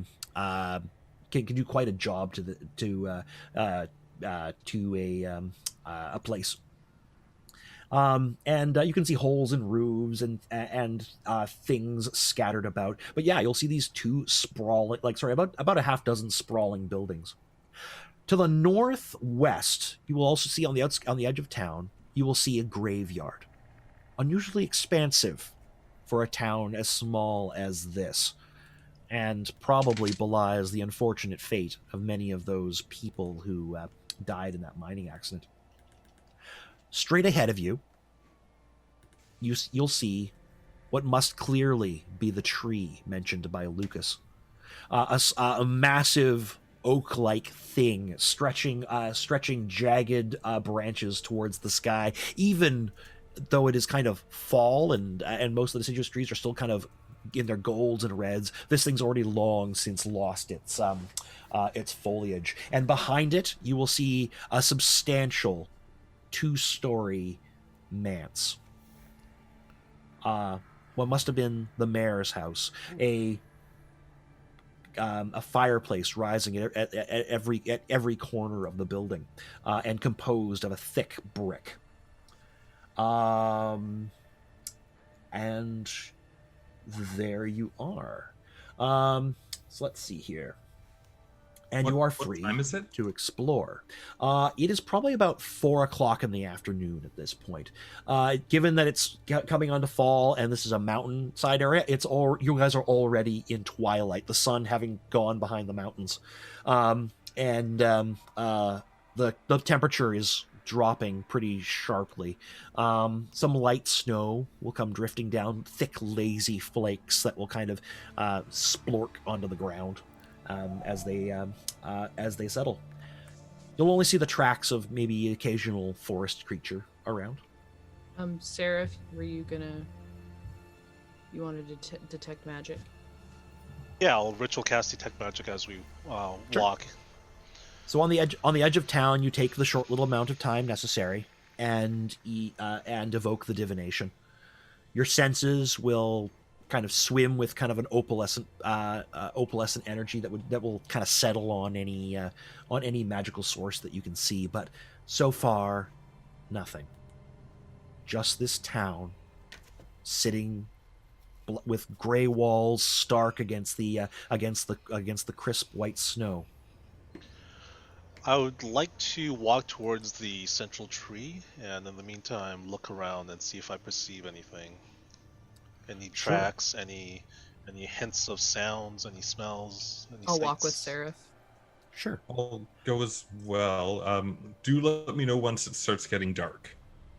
All right. It's okay. It's gonna get dark pretty quick, probably in the next like half an hour. Okay. It's evening, but the evening's bleeding out pretty quick. So you guys make your. In that case, if it is getting dark, I'll just be like, hey, come gather around me for a moment before we go in there. Okay. All right, I'll walk to Rogan. All right. And I'll just put my head down and like, Ilmater, please watch over my friends and allow them to see anything that might try and strike them from the shadows. And I will, for the next hour, grant all of you guys dark vision to 300 feet. All right. So noted. So. Thanks, Rogan. So Yeah, your of course. invocation goes off, and you guys will feel the blessing of the god prickle your eyes. Goddess. God. Pardon me. Yeah. Sorry, I am. For Faerun is not my normal world, but you guys go walking up the main way. On your left and your right, you'll see numerous houses. Their doors sitting open and vacant, windows smashed. I've got a walking bad up, feeling you'll- about this. Walking up, you'll see that hulking mass of that tree looming overhead. I'll stay by Rishley after he says that. I'm gonna look up to the tree and see if I can find a necklace glinting anywhere. Sure. So you step over the tree and start looking around the base of it. It's thick, probably, like a good, at least 5-8 feet across. And you look around it, checking near the base, brushing snow away. Don't really have too much luck finding it until you kind of look up and you'll see this. There's a bit of a like a nook near, but probably about 7-8 feet off the ground. With a little bit of help, you'll be able to get a hand up in there. And inside, you'll find a whole slew of pine cones that you brush away. Clearly, pine cones and acorns. Clearly, some squirrel's stash. And then finally, you'll feel your fingers wrap around it. Let me see here. Bringing it down, you'll find a thumb-sized platinum oval pendant, threaded on a thin chain. And as you look it over, you'll see it's you can pop it open if you like, and you can see what looks to be inside of it. Kind of a partially marred painting, just by like little kind of slender painting, done by oil paints in some point past, but is now kind of molded over time. But you can see the inscription on the inside, marked into it. It simply reads "Forlorna, forever." That it, Seraph? It seems to be. That was Luke's wife's name. Does it? Good. Good. No, go ahead.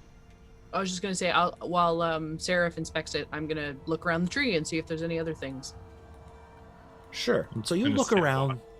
You look around the tree there, Marin. And as you do, you get the impression that this tree has been dead for a long time. But as you kind of run your hand across the surface of it, you almost don't recognize the type. You'd say it'd be something similar to an oak tree, but it's you get the impression that it's older, that it's been hanging here for a long time. And there's a weight to the tree, but you can't really derive anything more than that. Seraph, just so you know, there is no magic that you can detect here.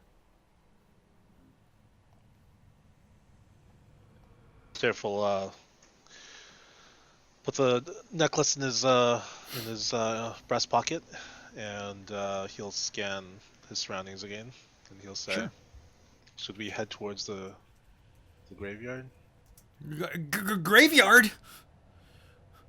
It's okay, Rishley. There's nothing to be afraid of. Ghosts and vampires wear things and If there were any of those Rishley. around, Seraph would have noticed them. Rishley. Here, and Rogan will kind of like get down to kind of like bend down kind of along the same level, like to be about the same height eye to eye with him, and he'll just like hold out his hands and hand him a platinum colored ring, and just be like, just wear this with you, and it'll allow me to help protect you. Okay, just put it on right now. I've got one too. I didn't think we were that serious yet. Sorry. No, it's not like that. I'm kidding. I know that. Well, like I think you two make a beautiful couple. Thanks. Wander off to the graveyard. I'll put the ring on my thumb because it's probably the only finger it'll easily fit on. Yeah. Sure. So you slip that one on. I'm assuming that's a magical ring. I turn invisible. No, it's it's part of a component. spell component. Okay. Okay. So you lot turn left at the tree and begin making your way in that direction. As you walk, you'll notice that the area has already beginning to darken. The sun has now drifted behind the largest of the peaks and is rapidly descending. The sky overhead becoming dimmer, quite rapidly. And off ahead of you, as you guys turn down the road, and you start kind of trudging in that direction, just off in the distance, on the edge of the tree line, you'll see what looks to be a cart sitting in the middle of the road. Gulp. Alone.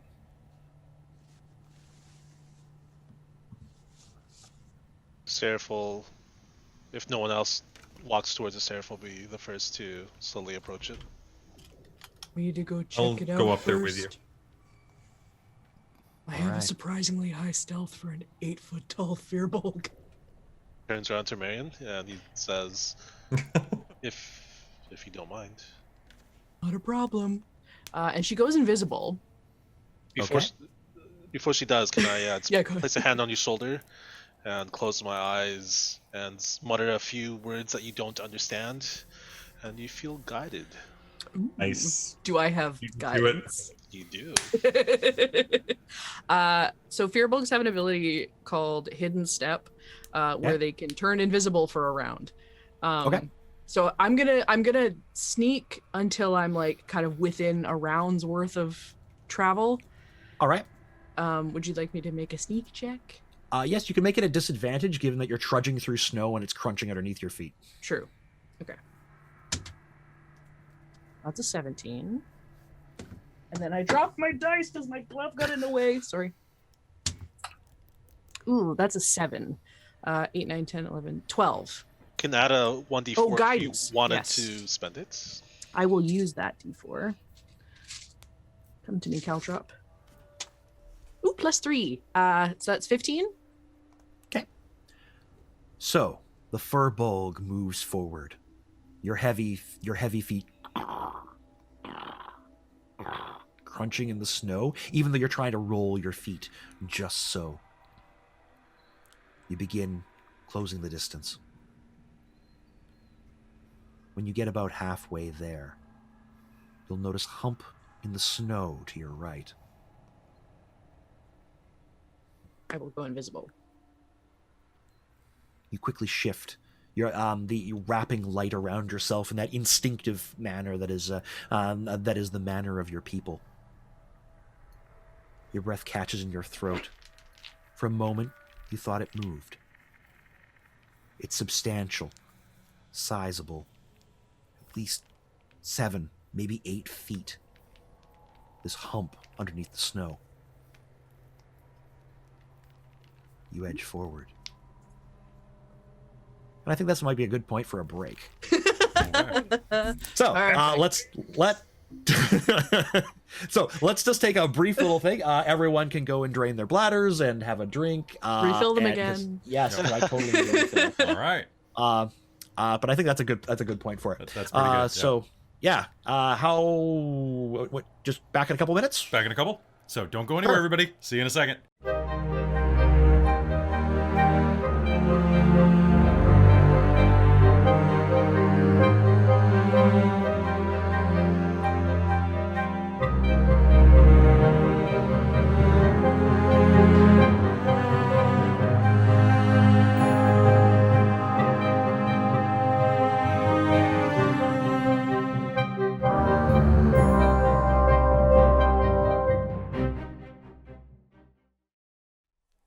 Hi, we're back. Hello. I'm gonna eat a little bit. I'm in character right now because I need dinner. So James, you're running on stream. How's that feeling, buddy? It's feeling pretty good. Like it doesn't really feel any different than kind of running not on the stream. Right. Like when I get into like my DM kind of mode, and then I just kind of settle into there. Yeah. So it doesn't really feel any different. Yeah.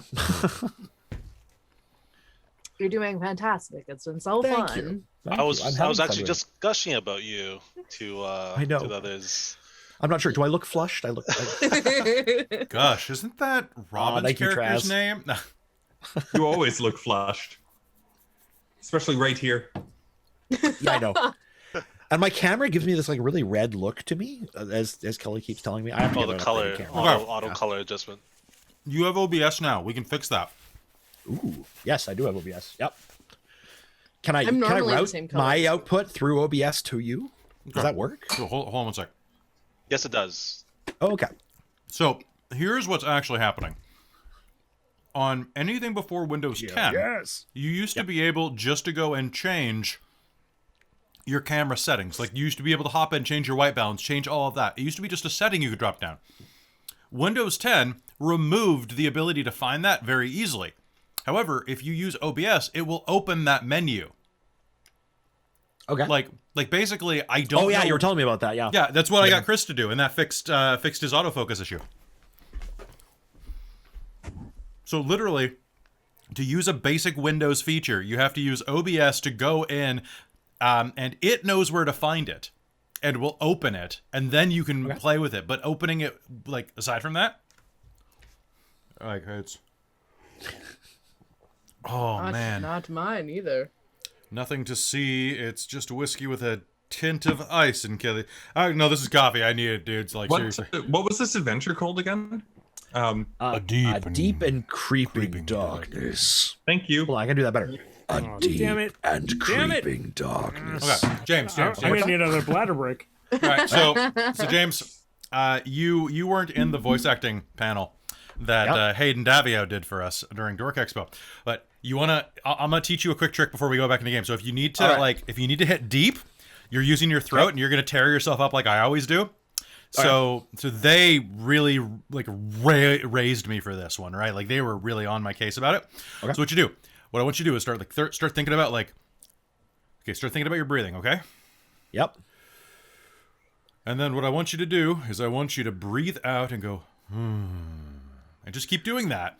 Going, and keep going deeper. Push your breath out lower and lower down your torso until you're pushing it out basically from your belly button. Okay? So you're going, And then you just speak from there. And you do speak from there. And it's And easier you to do. sound deeper. Right? You don't put as much strain on your voice. Like it's... Okay. And then it's the What same game when you... were we playing in where you were like so surprised at how deep my voice could go? I love to see you go deep, Christa. I hate you so much. You adore me. And To be fair, I only tell people that when I like them. This is true. This is true. But yes, you go deeper. It's wonderful to be gaming with some of you guys again that I haven't seen in a while. It's true. I just saw Michael and Kelly the other day for Aberrant, but the other three of you I haven't seen in so long, and I've been so Right? self-hermity in the last year, and I've hidden away from everybody. So you Yeah, can what's thank- wrong with you? Like, no one else has been hermiting this year. Welcome to the party, pal. Oh, man. I feel like I've been worse than everyone because I've gotten digital invites. really I'm was a like, good panel. no, I can't. I'm just gonna hide over here. Oh, boy. Thanks. Come on, this is therapy. This is like so much It therapy. really is. Oh, man. It really It really is. Do is. I start getting therapist rates then? Oh, there you go. I Yeah. need to start, like, basically, like, paying you. that's what role-playing games are, especially World of Darkness games. It's like, let's Oh, work out your right. friend's psychological issues. World of Uh, Darkness can Channel them for great power. cathartic. I will say that coming up, I've got a couple of games that will be like high. Like we have a mature tag on this channel. He's gonna earn it for a couple of the ones we have coming up. Because like I've got one where it's like, hey, do you want to talk about some of the worst things that can happen to people, and then role play them? The Let's end of do it. Victoria by Night. The end of Vampire? Masochist. That hurt. Yeah. Although That we know hurts Kelly so can go to good. far darker places, should he choose. Also, Yeah, hello, no, I've chat. got. Thank you for being here.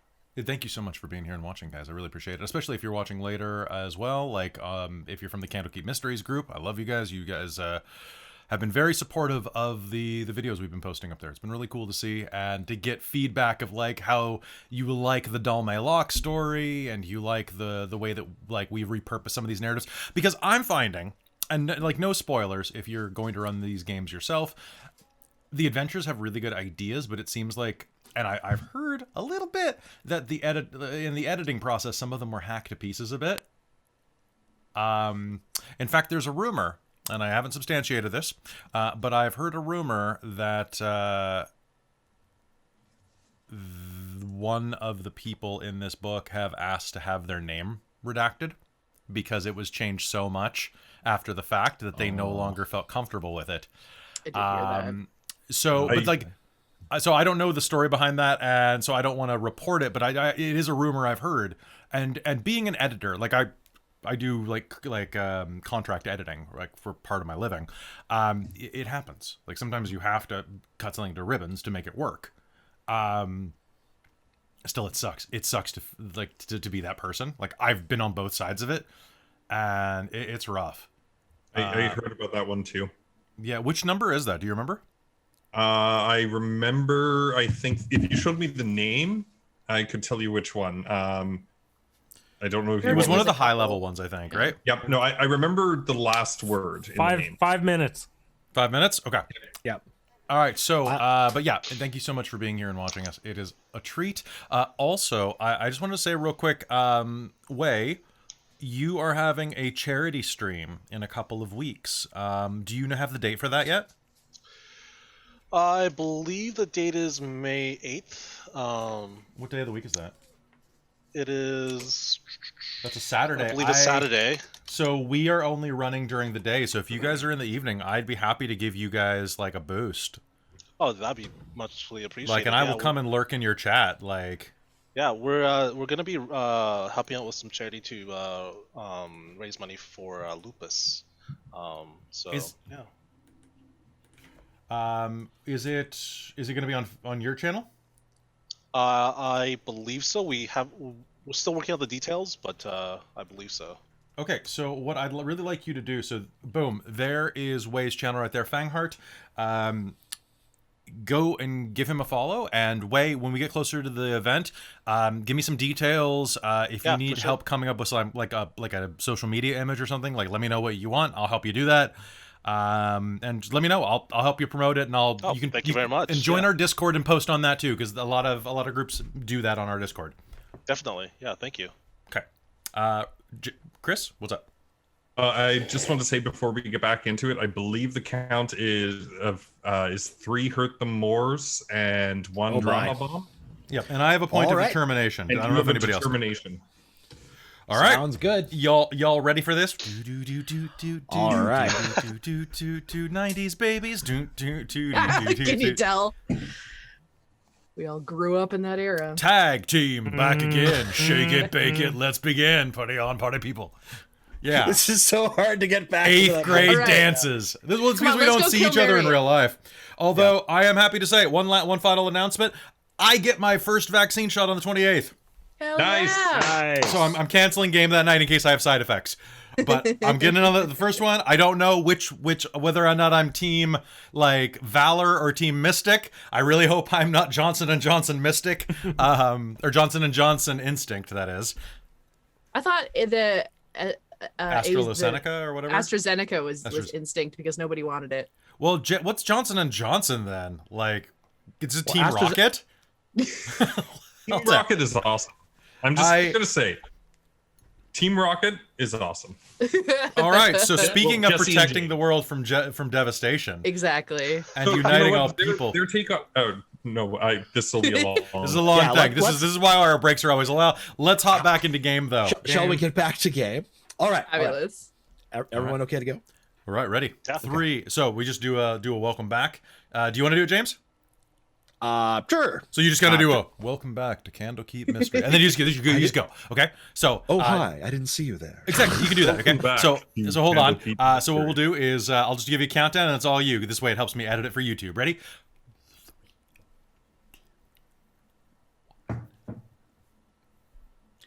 Hello, and welcome back to a deep and creeping darkness. Drink. I'm your storyteller. When last we left off, our Furbolg ranger, Marion, was approaching a mound within the snow. A substantial thing, 7-8 feet long, buried beneath the snow in an otherwise flat field aside the cart. As you approach it, Marion, your eye will finally kind of drink in the detail, and you feel like kind of almost like a knot in your throat rising up as you approach it, as your brain discerns it as some sort of creature, and then you process enough, and you realize it is the form of a horse lying beneath the snow.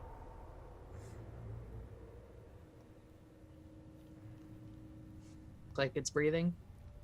No. There's at least 6 or 7 inches of snow on top of it.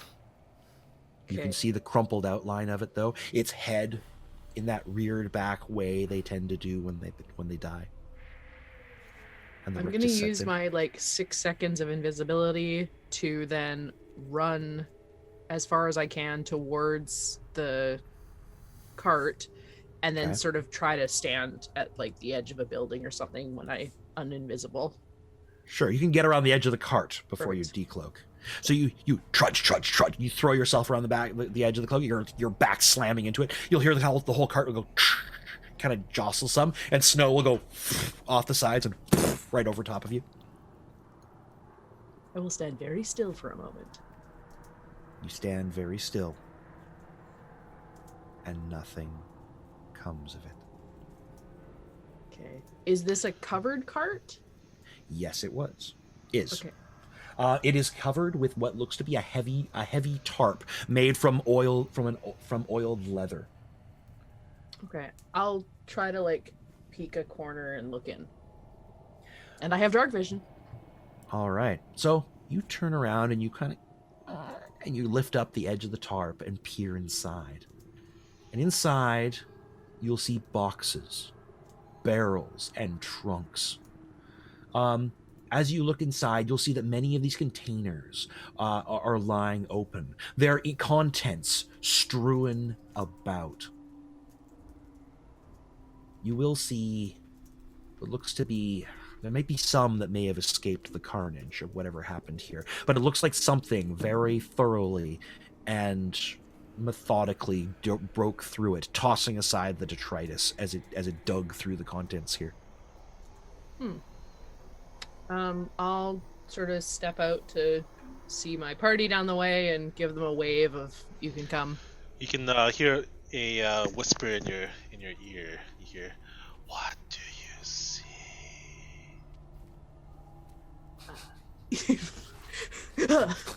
Thinks it's a butter. Thinks it's one of her ladybugs talking to her. When did you learn that? Hey, what's that? I'm assuming this is I can respond back. It's message, yeah. Message. Broken cargo, and a dead horse.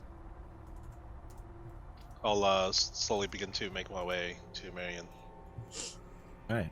I'll So you sort of trudge do your a way over? circle as they're coming over.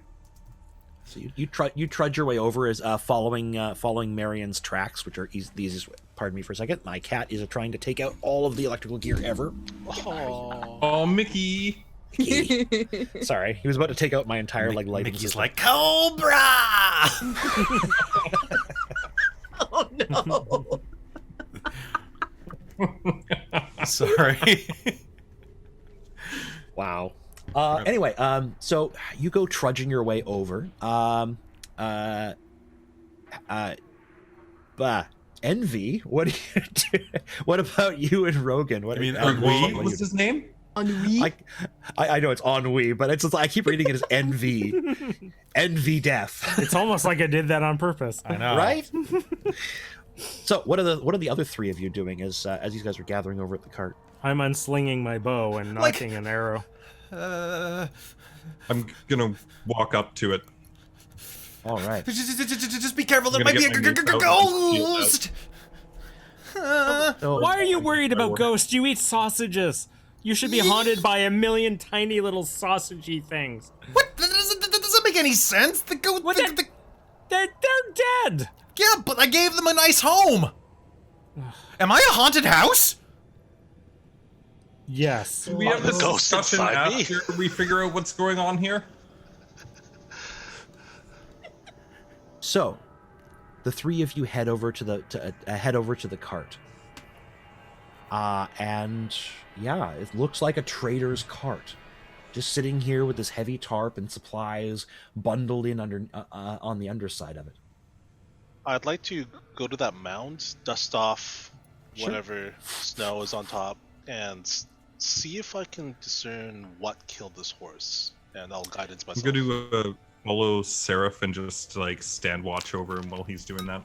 Sure. Go ahead and give me a wisdom check if you would, there, Seraph. Can I do a medicine check? I guess it's the same thing. Yeah, I'll take a medicine check. That is a 12 plus 3, 15. 15. Unfortunately, you're not going to be able to discern exactly what. Looking it over, it looks like you'd probably guess that the creature was here was probably lying here for about a year's time, and in that time, it has fallen prey to the various creatures that live up in these mountain ways. And whatever sign of what may have slain it appears to have passed. The creature is going to be covered with scratches and the like and tooth marks from creatures that must have chewed on it. But there's enough of the carcass here, and the air up here is cold enough; it's mostly frozen.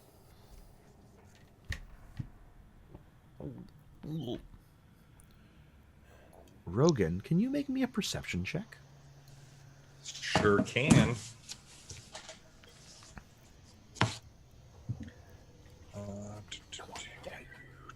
Unnatural 20. Unnatural 20. So, Rogan, as you're kind of sitting here looking around, you're going to notice something that you've never perceived before. That blessed vision that you possess. It's retreating. It's slowly sliding back. Your dark vision is down to 200 meters. or 200 yards. And it's still falling back. In all directions? In all directions. The shadows, as you're kind of glancing around, you're going to notice the shadows around you are getting longer. Guys, there's some sort of deep and creeping darkness. Seraph will stand up from the horse and just take a glance around. I don't know why I just. Are you able to see what's?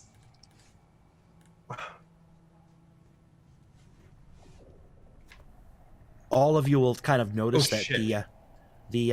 some of the buildings that you were able to perceive earlier have now fallen into the realm of twilight and then beyond. Is this darkness emanating? Is my dark? I guess no, it's not. I've used a concentration spell since then. I'll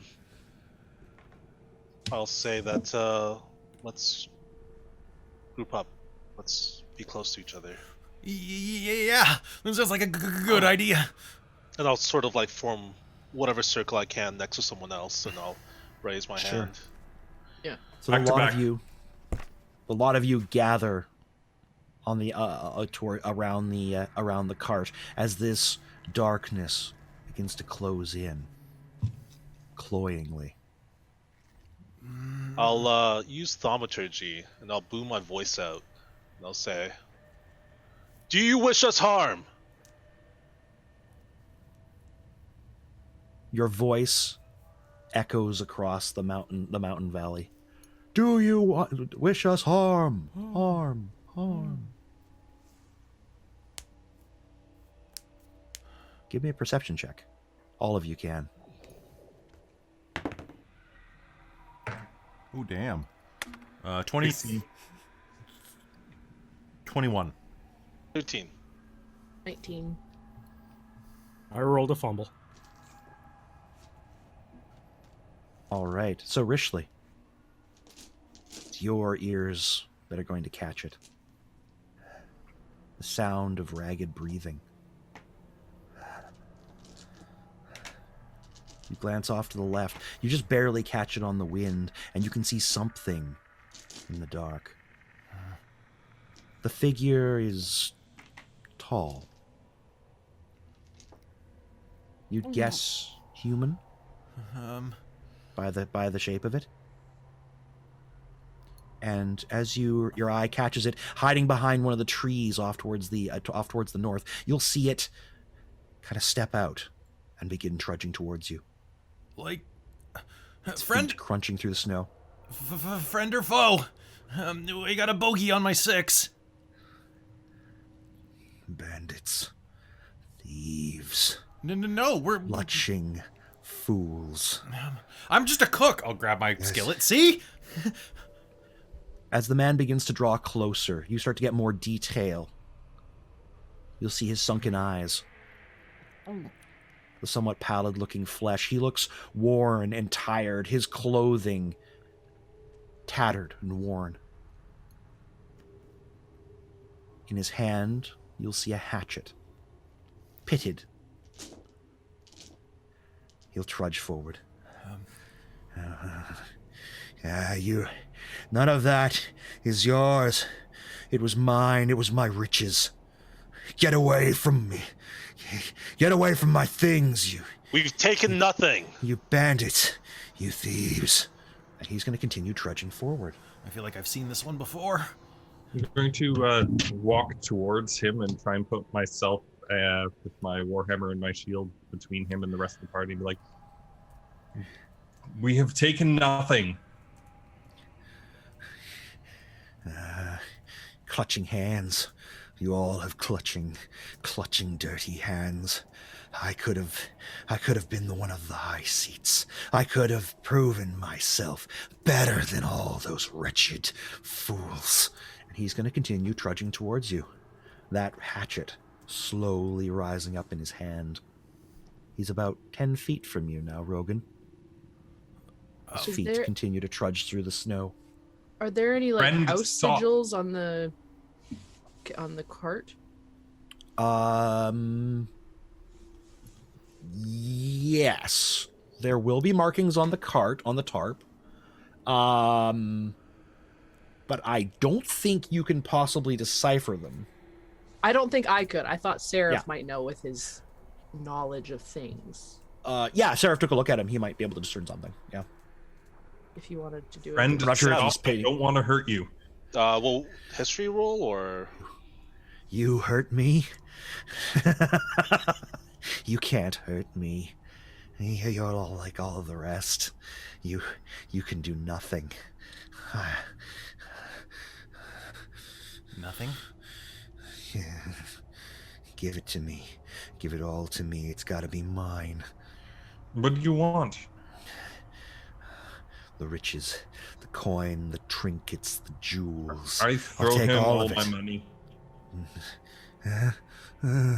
He'll kind of look a little estranged as you basically start like tossing coins. No, it's all in one pouch. I Okay, just throw so- him a pouch. He'll look at it for a That's second. all I own. He's gonna move forward. He's gonna see him pluck up the pouch.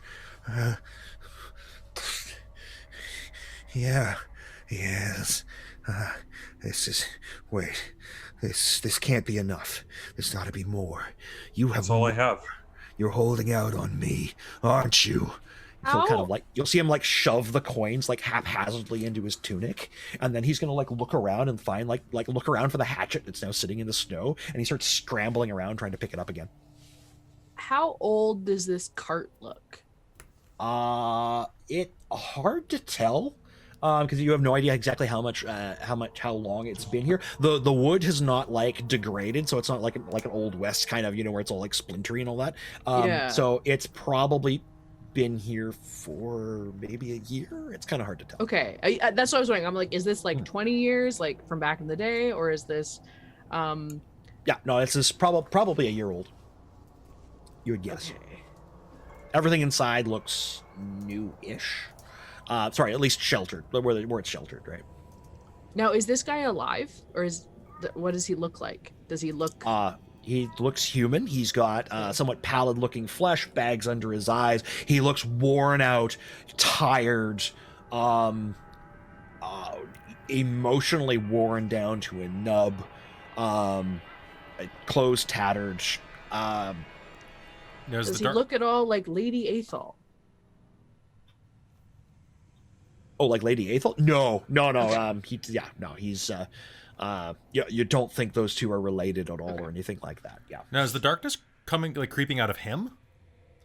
No, the darkness is continuing to close in around all of you. so it's It's behind him. and though. Your dark vision is now down to 150. Like, listen here, man. It's got to be more. You're sick. Give it all. It's mine. I deserve it. Yeah, he'll kind of raise. He's gonna find the hatchet and kind of raise it and kind of point it towards. As soon as he initially. raises the hatchet, I'm gonna boom out my command, and I'm gonna say, "Calm." Calm. Yep.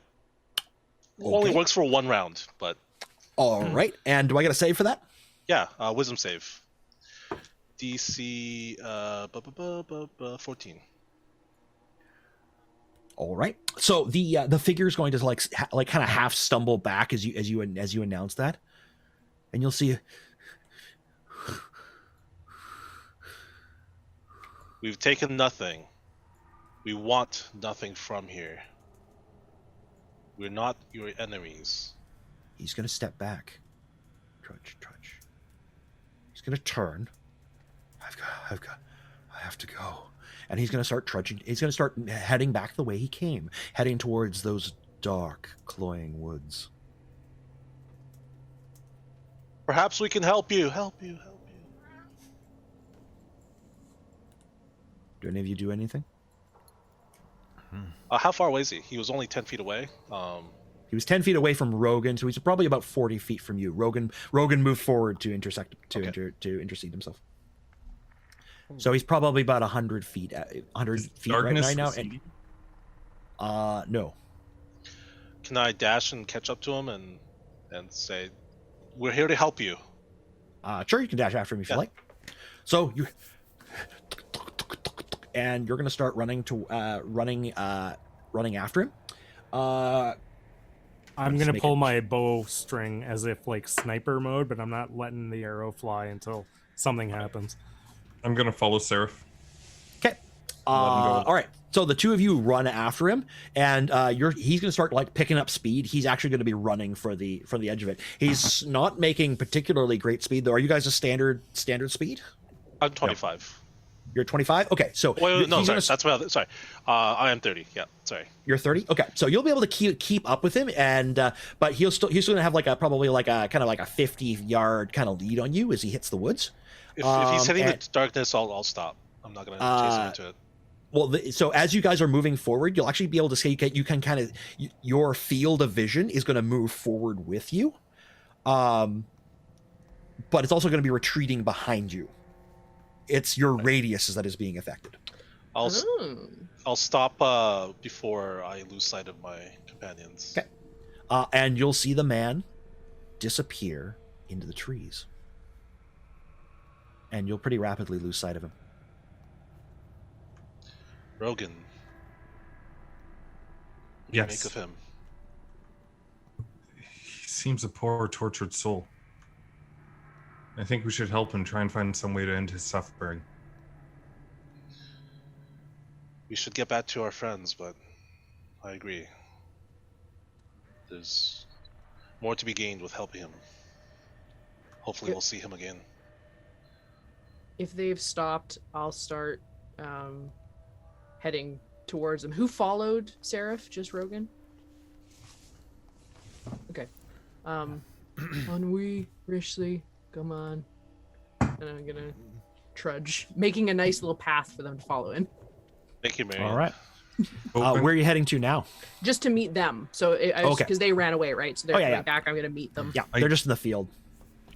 I think we should follow him. He wasn't dressed for this weather. He's gonna freeze soon. All right.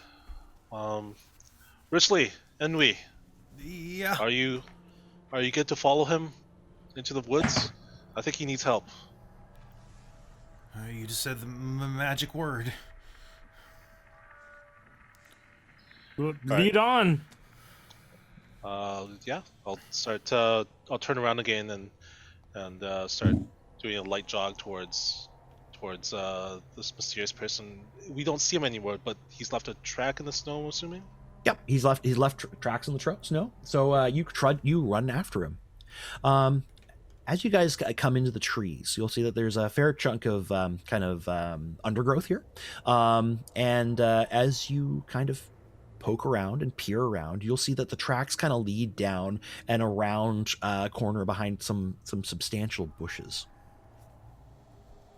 Moving up quietly, peer around the corner, and you'll see the tracks. Yes, Rogan? You can do yourself? Oh, go ahead. Okay. When you're done You'll the see- description.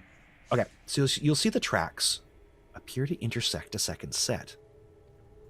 And then one of them, the human tracks, as far as you can tell, vanish. The second set of tracks, actually, roll me anyone who's got survival who might be able to kind of identify tracks. Yeah, let's give me a roll, because this is Can 14. whoever's like, I'm assuming they're 21? gonna kneel down.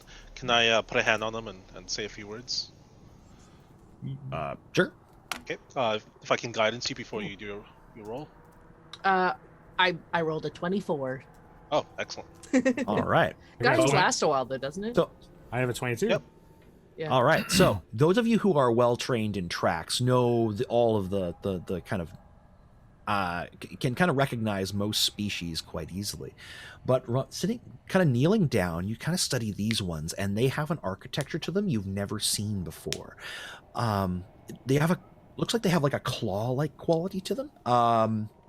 That like kind of digs quite deeply into the snow. They don't look like graceful tracks. But the weirdest part is they run only for about 10 feet or so. And then just as abruptly as they start, they stop. And the snow is smooth and unhindered. Neither human nor other thing. And by the way, I should say, these are not like one set of tracks transforming into another or anything like that. Like, I'm not trying to lead you to where a creature or anything like that. This is the human tracks cross these other ones. And then they both, like, then only the other tracks proceed on for 10 feet, and then those ones disappear. I don't know if he'll be needing our help anymore. But there's something around here that flies. Looking around, looking up. You don't see anything? You guys don't see anything, and you didn't hear anything either. I'll thaumaturgy again, and I'll boom up my voice. I'll say, "Do you need assistance?" Your voice will bellow out, echoing off the trees. And then there will be a slew of snow will come raining down from the bushes above, from the leaves. The leaves above as your voice shakes all the branches, but you get no response. Is our vision still shrinking? Your vision seems to have stabilized at 150 yards. Is there any of you carrying other light sources or anything like that? I have a torch. Do you have it on? If it's getting darker around, like, just to anticipate if it's magic darkness, Sure. yeah, I'll light a torch. Okay. So if you light that torch is going to be sputtering and struggling to stay alight. Any light sources that you guys have right now have disadvantage on any check that they might make in order to get put out by adverse circumstances. So Is it even a about light wind? breeze can put out a torch right now. Oh, okay.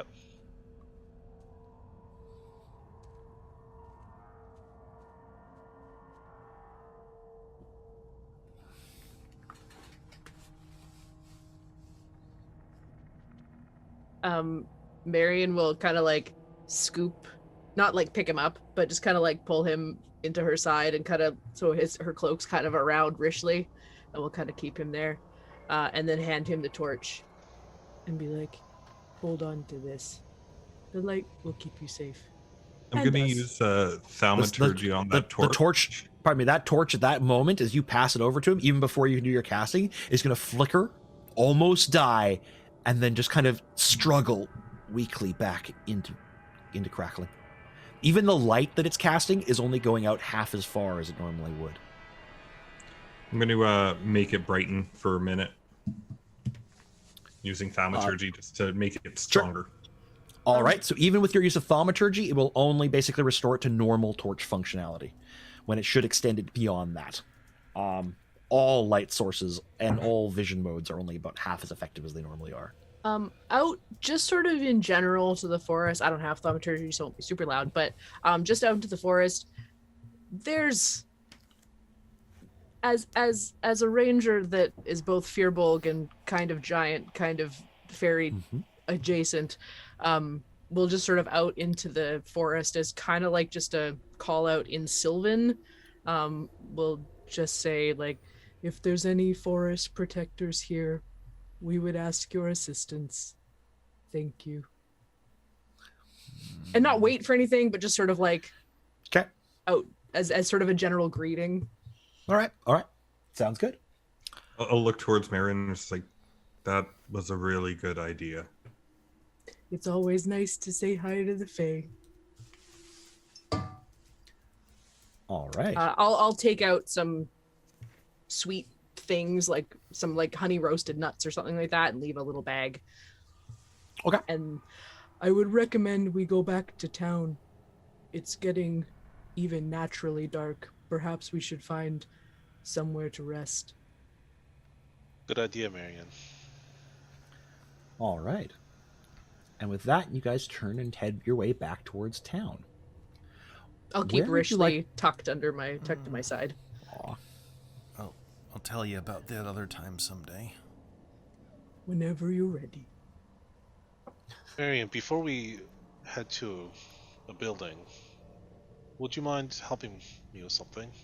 I Of promised course. Luke that we would leave something nice for on his wife's graveyard or gravestone. Of course. I think we should all go together. Thank I you. agree. the rest of us can wait close by. So we'll head towards the graveyard. All right, so you head over to the graveyard, trudging through the snow, past the cart, and you'll find the graveyard is fronted by a crooked wrought iron archway that stands as an entrance. It's overgrown, much like the rest of the village. And beyond it, you'll see headstones that sit at odd angles, some toppled completely. Small cairns, rather than inscribed headstones, mark the graves towards the back, and all of them covered with snow. I'll start wiping off the cairns and see if I can find the name. Was it Laura? Lorna. So yeah. Now, you never actually caught Lucas's last name, but rummaging around, you will eventually find one that is inscribed to Lorna, which may be the correct one.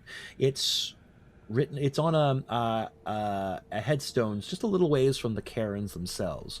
The stone stands a little stilted, but reads as follows: Lorna Grovsner, beloved of Lucas, forever, my heart. Rovsner? Grovsner, yeah. I stand up when I find it, and I turn to Marion. I say, Marion, this is the one. Would you mind terribly using your powers? Are you able to cause any flowers to perhaps bloom here?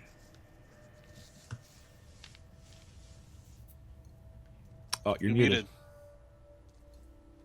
I unfortunately have never been great with flowers, but I can do this. And I'm gonna cast Fairy Fire, which is pure color in this circumstance, unless there's invisible creatures around. But something goes blah. No. James, like, God damn it! Dang, foiled by a simpleton. First level spell. So everything, all of the surrounding graveyards in about 20 feet, 20-foot cube, just sort of glow purple and blue and colorful, and yeah. All right. Fancy lights. So you bring a little bit of light to this dark corner of this place. And just for a moment, you think you might hear a soft, contented sigh on the wind. I'll take I usually have some kind of like pressed flowers or something. Nothing fresh, but I'll lay them down. So you lay those down on the snow-covered ground in front of it. All right, you have performed the request of Lucas. Seraph will give just a momentary pause to pay his respects, and then place a hand on Marion's shoulder and say thank you. Any assistance I can be of. Rogan, did you want to say words? I know you follow someone who takes comfort in death. I don't actually focus too much on the dead, but yeah, I'll try. I'll try and say something nice, and Rogan will slowly walk towards the grave, looking back and making sure that Rishley and Ennui are still around within sight and not too scared or anything, or just doing their own thing. And he'll walk towards the grave, and he'll just stand there for just a few seconds and just say, may wherever you are, whatever realm you've crossed into, may your suffering have ended. That was beautiful, walk Rogan. away. All right. Should we go find somewhere to settle down? Yeah. Any building that looks intact might be good. Sure. Maybe not so close to that creepy tree. On its It way was back, a- Seraph will blink his eye again and cast detect magic. All right. And are you leaving by the same way you came in? Or are you going overland towards the We'll buildings? take the path. So going from the graveyard towards the city. Who's towards going out the village. gate first? I guess I will if no one else is. I've kind of I sort of set Hey. up that I was kind of making tracks for people. So Oh, okay. Oh, and yeah, I guess go I'm for it. walking next to you too, so I guess it'd be both of us. so us too, yeah. All right, so I was going probably- to say, like, unless somebody wants to be first, like Rogan's used to trying to like get in the way of shit. Yeah, yeah. I think just because earlier I said Like I was sort of making a intentionally. path through the snow because I'm the biggest. So All right. Can you Careful make me following a closely behind. Sounds good. Can you make me a perception check, Marion, as you head back through the gate? I can sure try, and I can sure not do great.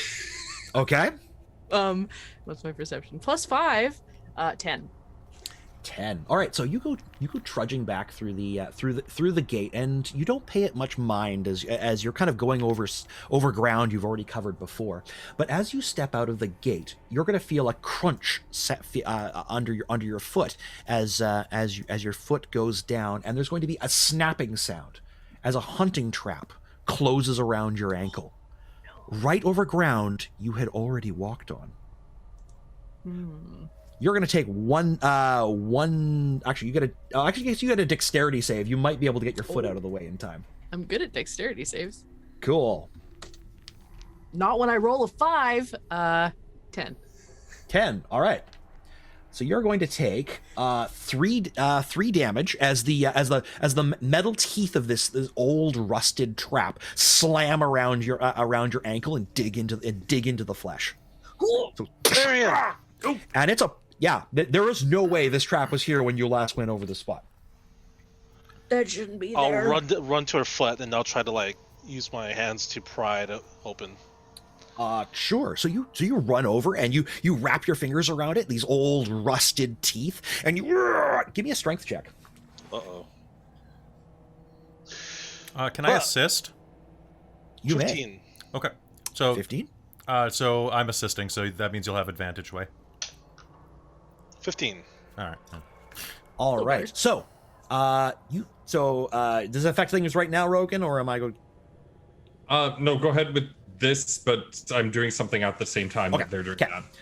So, Sarah, if you run over and put both your and you start putting pressure on it, you drag the teeth out of Marion's flesh, and then almost at once the trap is just going to give way in your fingers. Like your fingers tear clean through the metal, and the thing just unravels. And almost at once, the stuff of it just boils away into dark, like a shimmering mist of darkness. Just The And it's- trap, and it's did it gone. glow at all? no, it did not. I'll stand up and I'll look over Marion's foot and I'll say, Marion, are you okay? Yeah, I'm all right. I just gotta wrap it when we settle in. How much damage did she I got take? 36 hit points. I'll Okay. be okay. Yeah, it wasn't Just a a very bunch good of trap. scratch. All right. So Looks like you guys we'll can have to be careful. That wasn't Um, there before. I would have seen it. I should have seen it there. Well, it wasn't there this is afterwards. this is going on, James. I've cast see invisibility, which Okay. also lets me see into the ethereal. Okay. In case that matters. Yep. So you look around. You do not see anything. Okay, that lasts an hour. Okay. So noted. All right. So you guys are making your way back towards town carefully, I'm assuming. Yeah. All right. So looking around, there looks to be probably about 3 buildings that might be suitable, as well as the large the what's probably the mayor's house on the northern side of town. There's 1 building on the east, and there's 2 buildings in the west. Which what strikes your fancy? They both, from the outside, look like houses, slate roofs, and stone walls. So 1 to the east and 2 to the west, and then there's 1 to also the the east main one. and 2 to the west. Okay. Seraph will suggest maybe we should look through all the smaller houses before the largest one, just in case there's any clues as to what's causing this. I would prefer to stay in a smaller building so we can all stay close. Yeah. Sheriff will nod. Alright, the closest ones are the two to the west, I guess, so... Yes, they would be, the yeah. closest one to us. All right, so the would be V2. So the one you reach first as you're heading along the trail is a stonemason's workshop. The front door of the shop gapes open widely, and you can it looks like the door is like fallen off of its hinges and it lies somewhat inside, and is covered with long brown grass and snow. The roof is partially caved in, with the remnants of rotting furniture are visible through the open doorway. Blank headstones stand in front of the house, and one beside the doorway is engraved with the words, "Tyrus Frosthair, stonemason, inquire it back." There does appear to be a workshop around the back of the house. Go ahead. Seraph will take a look inside and see if there's anything, and walking inside, try to investigate and see if there's anything that looks like there's any hints, any books, any journals, diaries, Sure. anything that would be a clue. So give me, so actually, you probably don't even need to do an investigation check. As you step inside here and look around, you can see that there might have once been a couple of books here, maybe on a shelf or something like that, but with the roof caved in, they've long since moldered into nothing. They're just masses of mold and black paper now. But you will notice that all of the drawers have been pulled in, and it looks like the normal utensils that you'd kind of expect to see in like a kitchen have been scattered about, but all the metal bits are gone. All of them. There's not a knife or anything like that, but there's wooden spoons and bowls all over the place. But every scrap of metal that could be found has been taken. I'll say, looks like whatever that was metal here is gone. Is it possible they were using it to make more weapons? If they were Maybe. seemingly under attack by something. Well, it is a mine, right? It's a It's a platinum. platinum mine. No, but and I gave that man gold. Maybe they're after metal. Seraph will look at the foundation of the building, and he's going to try to find like nails or any metal components in the building that would have stayed. Yeah, you'll be able to find foundational stuff, but it's all like the little metal trinkets and stuff like that. Anything that, all that kind of stuff is the stuff that's gone. So anything loose or that's able to be pried away easily. Or literally not nailed down. It's something like if it's nailed down or secured in some way, and it's not particularly valuable, it's gone. But it's like little houseware stuff. Seraph is going to take out a copper coin and his mace, and he's gonna slam it in between a couple planks of wood outside of the entrance frame. Sure. And leave it there. Yeah. Sure. Rishley's gonna go and just keep an eye out the window to make sure that nobody's approaching from other angles. All right. Can you give me a perception check? Yes, I can. That is a 20, unnatural. All right. Nice. So as you're setting it kind of in that kind of like looking out that window, you'll see a figure move between the buildings. You're almost dead certain it was that man again. Guys, we're gonna have company. That guy is still cruising around. Well, it's good to hear that he's not taken away and harmed in any way. Okay. Look, I don't know if there Okay, actually I was. don't think he's. I don't know if there was any monster. Well, I mean, I've seen stuff like this before. What have you seen? people get all mixed up. You know, hell is other people and all of that. Dragon greed. I suppose, but would that have affected us so quickly? Because I saw the feet, the markings, but I didn't see the trap that got me, that then disappeared. I guess that's true. You could be right that it could be something that's affecting our minds, but I don't know if dragon greed would hit us that quickly. No, not us. Them. Like, I think that maybe the town ate possible. itself. Like, I mean, not like literally. Sorry, I know that when I say eat, everybody thinks that eat, but I mean, like, literally, the town consumed itself with greed. I mean, there's a platinum vein here, and that guy was acting so. Hey, Richley, you're still standing by that window, right? Yes, I am. I'm going to.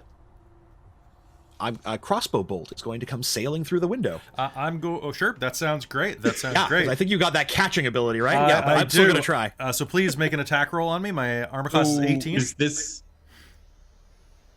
That's going to be... Well, that's going to hit you otherwise. I think I've got a 24 to hit. A 24. So that means when you are hit by a ranged attack... Oh, 22, pardon me. It's actually a 22. So roll your damage. All right. And this is a heavy crossbow, which Holy is... crap. What's the damage on a heavy crossbow again? Damage on a heavy is 1d10. 1d10? Okay. I reduce it by 19. Nice. It's going to go down to... it would have been 4. You heal. If I reduce the damage to 0, I catch the missile if it's small enough for you to hold. And if I Do you have catch the throwback power yet? Yeah, if I spend a key point. Okay. Do I see you're you going to through hear it?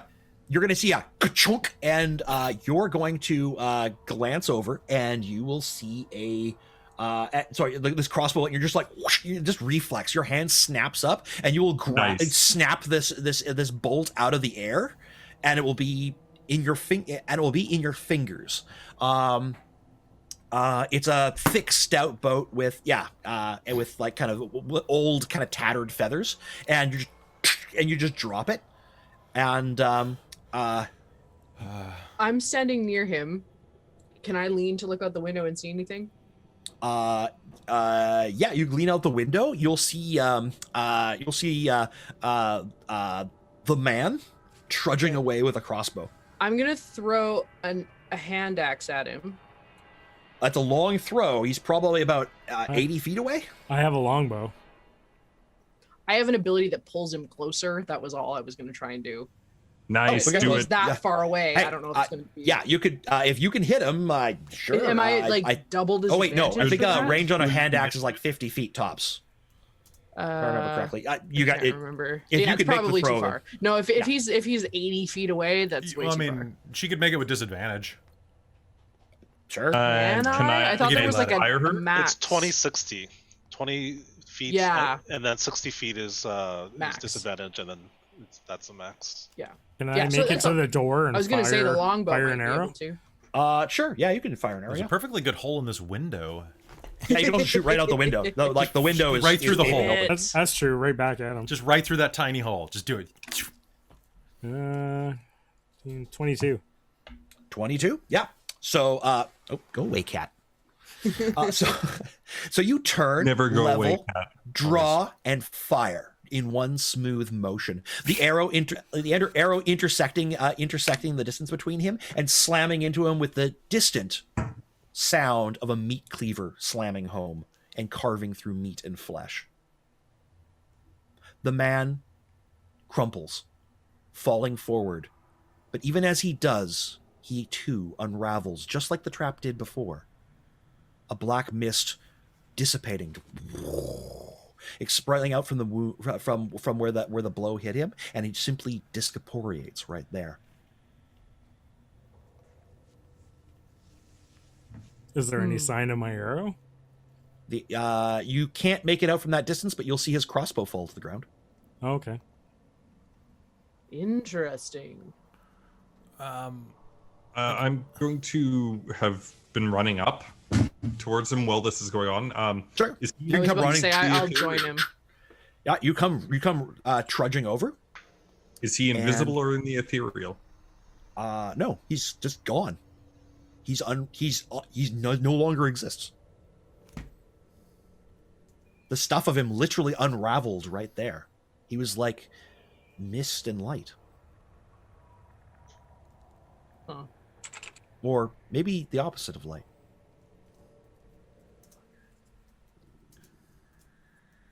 I was gonna send my bugs to pick it up, but So, who's Everyone where at by- the moment? I followed Rogan. Okay, so you're outside with Rogan. I'll follow Rogan as well. Rishley runs to the porch and keeps an eye out, basically just listening for any movement at all. Okay. I'm at the window with another arrow in hand in case anything comes back that I can fire at. All right. So, I'm going to cast Warding Bond on Rishley at this point. It lasts for an hour, but sure. I just want to have that up now. So Ennui, you're going to hear just for a moment a kind of sound, almost like a breath being released. And then something is going to slam into your back, and I am going to take a swing at your back. I am going to roll. Oh man. Pardon me. Just gotta switch over to my thing. No, that's not where they are. Not the thing. Not the thing. Where Give are him the they? clamps. Cool. God, I got a really good roll. That's 27. Is that gonna hit you? Yeah, it's All right. gonna hit me. So something's gonna slam into your shoulder, and you need to make me a Constitution save, please. Constitution save. Yep. What do I get for Constitution? Constitution. Oh, I also have a long bow.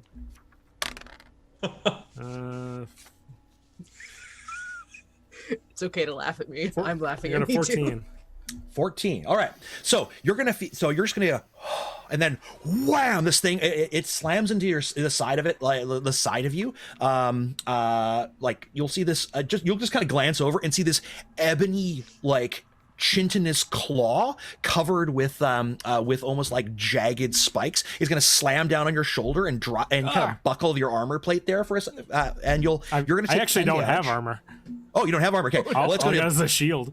Okay, so it's going to embed itself into your shoulder there, driving down into the muscle there. Why don't you have and then it's going to rip free, and as it does, you're going to feel this rictus course through your body, and you're going to fall forward as all of your muscles contract at once, and you're going to crash forward onto the ground. We hear anything? Rishley is closest. Can you give me a perception check? Sure. That's only a 7. My passive's 13. So yeah, you will hear. So you'll hear kind of a sound from the kitchen, just kind of like it sounds like Ennui may have knocked something over, just kind of like jostled something. And he just basically went face first onto the ground. But there's a wall. There's a wall in the way. So it only sounds like he knocked something over lightly? Yeah. Okay. I had like something moved heavily, but it didn't sound Ennui? like. Are you okay? Meanwhile, Ennui, you're kind of like, all you can do is kind of stare through eyes that are like locked open as you'll feel this chitinous claw like go underneath you and start lifting you off the ground. If What are the rest of you doing? Were we able to hear that? You guys are significantly farther away and there's snow kind of muffling things. I think it'd be tricky. You can guys give me a roll of disadvantage. Okay. Perception? Yeah. I am going to go look for him because he didn't start swearing at me when I said his name right. 25 with disadvantage. Wow, well done. 19 and a 2. Okay. All right. So Rishley, you're going to start turning back and heading that direction. I'll deal with you in just a second. Rogan, you're just going to kind of glance back towards the house, and you'll just see this kind of strange sight, which kind of catches you as you see Ennui's butt rise into the air. being held aloft by something. You can't really make out like the darkened figure behind it, but you'll see actually like Ennui basically getting hefted up, and then the thing's gonna turn and start moving through the house. Rishley, you're gonna walk through the entrance and through the kind of the door there. You're gonna glance over the side to see like the back of Ennui's head disappear around a corner as whatever is carrying him is moving into the next room. I'm gonna rush. You're gonna see his longbow lying on the ground. I'm gonna rush. All right, so I think we're into initiative here. Yeah. Yep, go ahead and give me. Let's see here. Holy crap. Oh man, I am on point for rolls tonight. So, to make things easier, I suggest everyone typing their initiative into the Zoom chat. Sounds good. That sounds great. And enjoy that, please. Oh, nice. Okay. Well, I thought I did well. I didn't do this well. This is what I'm good at. All right. Wow. Okay, so we're gonna start off with it's gonna be Rogan, then Double net. either Seraph or Rishley, depending on who's got the higher dex, Plus and 5. then Rogan Yeah, will go first. you go ahead. I've got 14. Okay. Then Ennui, and then Marion, and and my guy's at 20, so I'll just put him there. All right, so Rogan, you're gonna see Rishley disappear around a corner, like the side of Rishley disappear around the side of a corner, and you can't see him anymore. He's 80 feet away. He's inside of a house through a window. Okay. So 80 feet away, and now would I have been able to run towards this as soon as I saw Ennui's butt? I don't think so. I think it would have taken you a moment to kind of process that. No problem. You're like, was that Ennui's butt? Wait, that was Ennui's butt. I'm double moving towards it and then casting Shield of Faith on Rishley. It was a bonus action. A lot of people Alright. have to spend some time after they see my butt to process it. It's very nice. It's pretty It's good. very traumatic. Kelly, Yeah. Warding Bond gives you +1 AC and +1 to all your saves already and lasts an hour. But with Shield of Faith, you get another +2 to your AC on top of all that. Okay, then bring it, bitch. Okay. Also, All right. with Warding So- Bond, I don't know if you know, you have resistance to all damage, and then I take the same amount of damage you do. Okay. Cool. Let's That's do a good it. Power. Awesome. All right. So Rishley, you're going to run around the corner, and what you're going to see is this 6.5 foot tall, but kind of hulking creature cradling Ennui's body in its arm. And what you're going to see is it's basically got these two hulking arms with these like chitinous claws on them, and basically a face that looks like a combination, like kind of a cross between kind of like an insect and a lobster. No, Rogan, it's not what you think it is. But its surface of it is kind of completely ebony, except you'll see that its head is this kind of heavily shaped things with all these little eyes that you can see kind of like little red lights kind of glowing out of. But the weirdest thing of all are the spines that arc off of its back. From these spines, you'll see what almost looks like shadow boiling out of them. There's the only real term for it. It's like something is coming into the universe right there and just forming in this kind of shadowy mist that's bubbling off of the back. Hey. Let him go. The thing will stop, turn towards you, and it is going to chuck Ennui straight at you, just and it's gonna hurl at you. Oh, sorry. Wait, no, sorry. It's not really my turn to act. Do you want to do anything? Yes, I'm going to spend a looks like it's bonus gonna action and summon 10-foot spectral arms. I need a dex save from you. be. Ooh, that's cool. They are going to take the appearance of a Great Dane's paws Adorable. rising out of my shoulder, so I need a dex save. Sure. Which is... What's the save? I got like 9. Okay, cool. Then they are immediately going to take... hold on. immediately take 5 points of force damage as these arms explode outwards in this like very JoJo moment. All right. So these spectral arms, like, where are these coming out of? They come out. They like, come out of around my you? basically like a second set of shoulders. Oh, okay. So it basically looks like this. Okay. Oh, actually, sorry. I Alright. should have mentioned. One feature of this thing I forgot to mention. It's got these two chitinous arms that are kind of like free, and then two human-like arms that are actually the one things that are cradling it on Wii. So now it's a 4-on-4 arm duel. I've got a set extra set too. And then like Rishley's voice is gonna get like super like, let him go. And I'm gonna take a swing at him. Fair enough. And also, just a quick reminder, that was force damage, so it does bypass any magical reduction. Sure. Fair enough. And this next one is going to be a crack to the face. I can't flurry of blows, I don't think, because I already have. Bonus action. I've already spent my bonus action to can't do that, but my normal action is going to be, I'm just going to attack with the arms because my frying pan is not in range. Oh wait, I can move through a threatened square. So I'm just going to run forward, jump up, and crank this thing in the face with my frying pan. Okay. That is going to be a 23 to hit. Hells yes. All right. So there's this wicked bonk as you just smash this thing across the face with your frying pan. That's going to be 8 points of frying pan damage. All right. I will take 8 points of frying pan damage. Damn. All right. Come on. That sucks. 8 points of frying pan You've been from the fourth sauced. season. All right. By the way, that is cast iron, so if it's a ghost. Fair enough. This is not a ghost. I know. It's It's the Winchester. yeah.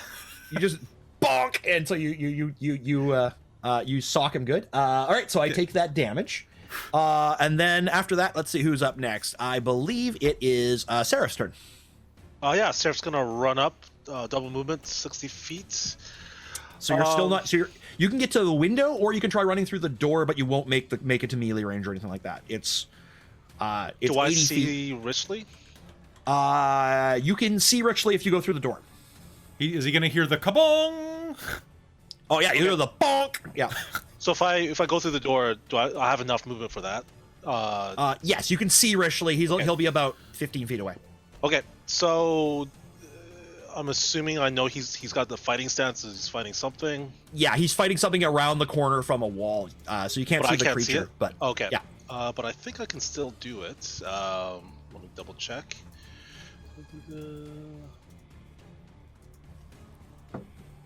Oh no, I have to be able to see it. Okay. Nope, never mind. So I will just yeah, that's all I'll do. Okay.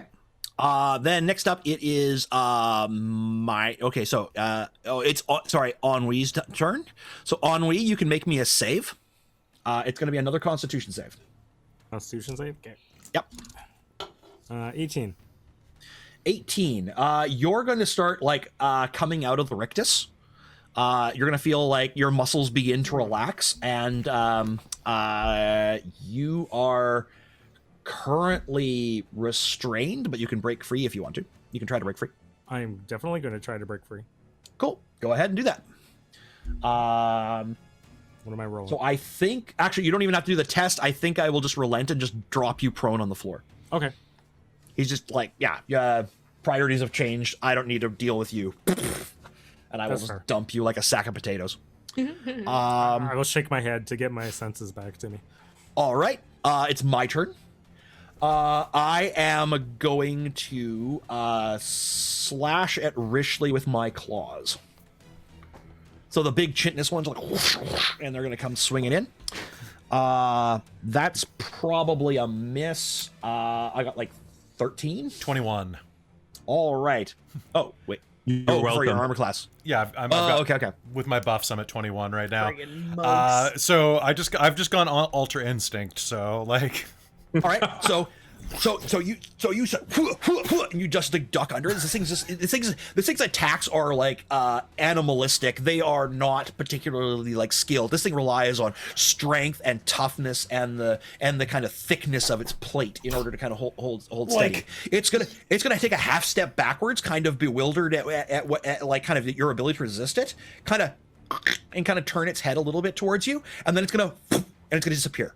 Like, you lack discipline, man. Like, it's actually gone. It's just like, and it's gone. And it's just gonna be a little bit of a black mist. This is not like the kind of discorporeation you saw from that human before. It's like a snap and it's gone. Does it look like Misty Step? You are actually going to hear a crunching sound from outside the next building. Actually, give me a perception check. You might be able to follow the sound. 19. 19. You're pretty sure you heard a crunching sound to the west. I've already spent all my speaking time giving this thing sass, so I can't shout that it's over there. Okay. But if one of my arms, since I've got extra arms, one of them will point that direction. Yeah, so you think it's roughly to the west. There's walls in the way, there's no windows over there, but that's where you heard the sound. All right. All right. Let's go. Who's next? I think I'm the only one Marion. that hasn't acted. Yes. Sorry, may Marion. I make a perception check? Sure. Yeah, you can make a perception check. Okay. Wait, Just I figure because if it's outside, maybe I. Yep. Oh, come on now. You have inspiration, don't forget. Oh, I do have inspiration. Oh, you know what? I don't think this is worth it. Well, maybe it is. What's my perception? +5. 14. 14. So you are going to like glance over and you will just see this thing. You're not sure, you can't make out any features for it, but it just kind of forms on top of one of the other buildings, and then you'll see it like scramble over the back side of it and jump down the back of the building outside of your sight. Okay. How fast? Is there any way for me to get a vantage point around the building? How fast can you move? I'm 30 feet. 30 feet? I don't think you can. No, it's like it covered a good its straight line movement was approximately 60 feet there, and it put a building in between you two. You just can't get that far. Oh, pardon me. No, it's longer than that. It's probably covered about 90 feet. Well, yeah, I was just wondering if I could like get around a building enough to see it. Probably not. No, I still think no. Yeah. Okay. But it appears to be heading roughly in the direction of the kind of towards the graveyard, kind of roughly in that direction. Okay, I'll like jet off that way and do a double move in that direction. I'm assuming if it's snow, is it difficult terrain? Yeah. Because I. Oh, well, that should also affect it too, unless it's immune to it. So. Well, it might fly too. That's true. No, it's it can be affected by terrain. I was gonna ask because I thought. You know what? I actually described it as like that deep. I don't. Let's not count it as difficult terrain. Okay. I think you're both. It doesn't matter anyway because I Yeah. was gonna be like I ignore difficult terrain, but I only ignore it in the forest. So yeah. I'm just gonna try to run off and get an eye on it as fast as I can. You're pretty sure you know where it's heading. It looks like it's heading to the forest line, south of the graveyard. I'm gonna leave a happy little trail of ladybugs behind me, so my compatriots can follow me. Okay, sounds good. Top of the order, Rishley. Rishley? I saw it. Oh, Yeah, pardon me. Rogan. My apologies. Cool. Just checking. So Rishley before his turn was 20 feet away from me. I was coming from the direction of and this thing moved off to the west, and Rishley is pointing at it. Mm-hmm. Rishley's kind of like Rishley's spectral arms, which I'm sure you've probably seen before. So in adventures past, are kind of pointing off roughly towards the west. I admire the gun show for a second, and then run to the west. Now, I know that. So there was about 20 feet between me and Rishley. How far away is this thing from me? You can't tell. There's a building in the way. Okay, there's a building in the way. Like, okay, what it did is it basically it did something that allowed it to travel some distance, like kind of like teleportation style, and then it ended up on the roof of the next building, and then jumped over that like the back of that building down, and then ran. Well, I'm going to move 30 feet in the direction that Rishley pointed. Sure. Yeah, you can move around the side of the building. Can I see anything from that point? No, but you can hear stuff on the other side of the building as it's going trudge, trudge, trudge, trudge. It's running through the Okay, ground. I'm going to move another 30 feet and dash to try and get around the building and get towards whatever it is. From the other 30 feet that I move, can I see or hear anything? You can still hear it, but I don't think you can. You're still coming around the side of the building. I don't think you can still see this thing. Even after 30 feet? Yep. Because you're basically at the front of your building, right? You had to run out and around that whole building, and then there's another. You have to go basically past a second building. It's a ways. Sorry, man. it's confusing. This is why I don't like using just the theater of the mind thing, because I do think sometimes you and I have very different ideas of what you're describing. All right, so let's see here. So there's nothing I can do. All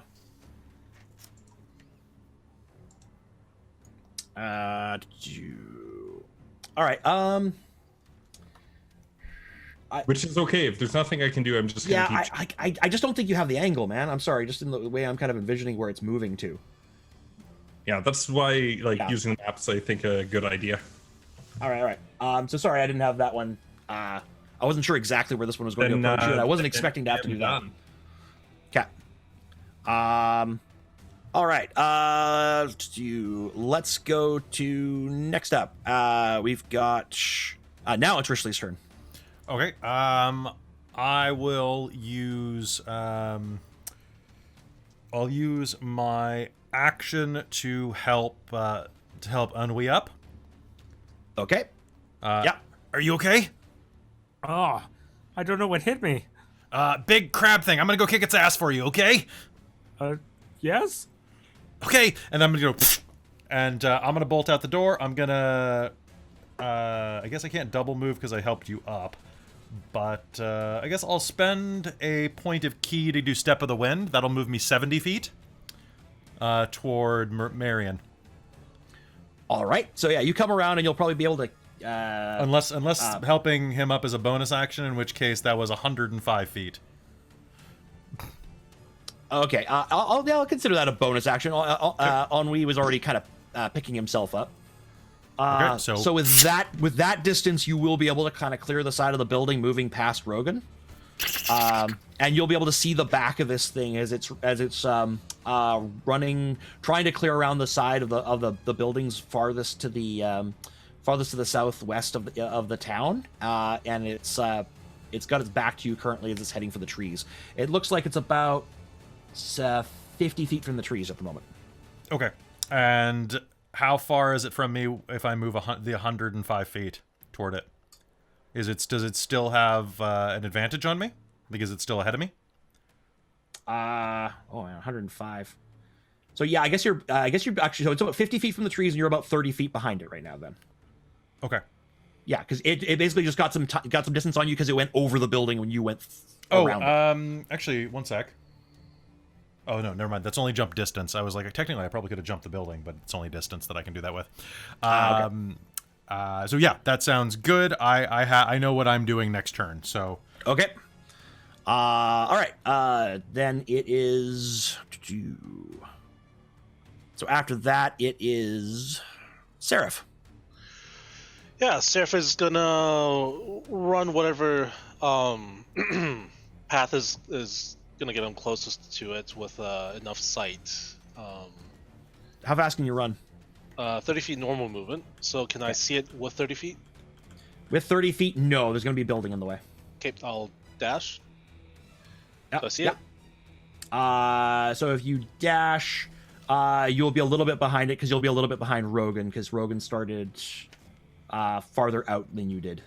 Okay. Yep. That's everything then. Yeah. So you'll be about 5-10 feet behind him. Okay. All right. Then it goes to my turn. I will attempt to. Damn. Nope, that's not going to help me. I'm just going to run. I'm going to just. I've only got a speed of 30, so I'm going to get to the edge of the woods, and then basically I'm just going to spend my full motion getting into the woods. So you're gonna. He's gonna double move into the woods. He's going to double move into the woods. About to say. Yeah. Go. Yeah. He's human speed. He's not particularly speedy. Okay. And then it goes to Marion. With a single movement, can I get sight of it? Yes, now you can. Yeah, because you can get enough angle now. You can see this thing running towards. It's just in the trees. Okay, I'm gonna shoot with my longbow. Yep, totally. Oh, come on. I'm assuming an 8. I'm gonna use my inspiration for this because I'm sick of rolling bad. Oh, better. 18. Yep, nice. Yeah, that'll hit him. Okay. Damn. Can you make me a strength saving throw? Oh no. Yes. You have poison or something? No, I have a. Okay. My ladybugs are gonna pull him back. Oh no. I did not expect the ladybugs. to do crazy shit like this. You got bugged. I got Damn. bugged. Although they actually aren't bugs, they're beetles. Okay, beetles are a type of bug. I got a Technically, 15. They're not. They're different genuses. A 15? Yeah. Oh, I think that makes my save. That is my spell save. How dare you? Okay. I'm still gonna do damage though. Okay, sounds good. 5. So 8 damage. Or sorry. Oh, I need to roll a d8. I was rolling my Okay. hand axe damage. My apologies. Please roll better than I rolled on the d6. Let me guess, 1? Yep. Aw. 4 piercing damage. All right. So my little trail. So as I pull back, a whole bunch of ladybugs sort of wrap around the arrow. I Okay. shoot it. It sticks into him. All of the ladybugs grab and try to pull him back, but he holds his All right. ground. So you let it go. Like half the ladybugs that gathered on the arrow are like, poof, and just like explode all over you, just like scattering, right? But a good clump of them are gonna land on it, and then are basically gonna start crawling over the back of this creature. And he's like, like it's just kind of flailing in the sky as it basically goes clamoring for the woods. And they'll start buzzing and trying to drag him back, but he's still managing to keep his feet under him. He's strong for what he is. Evidently. Yep.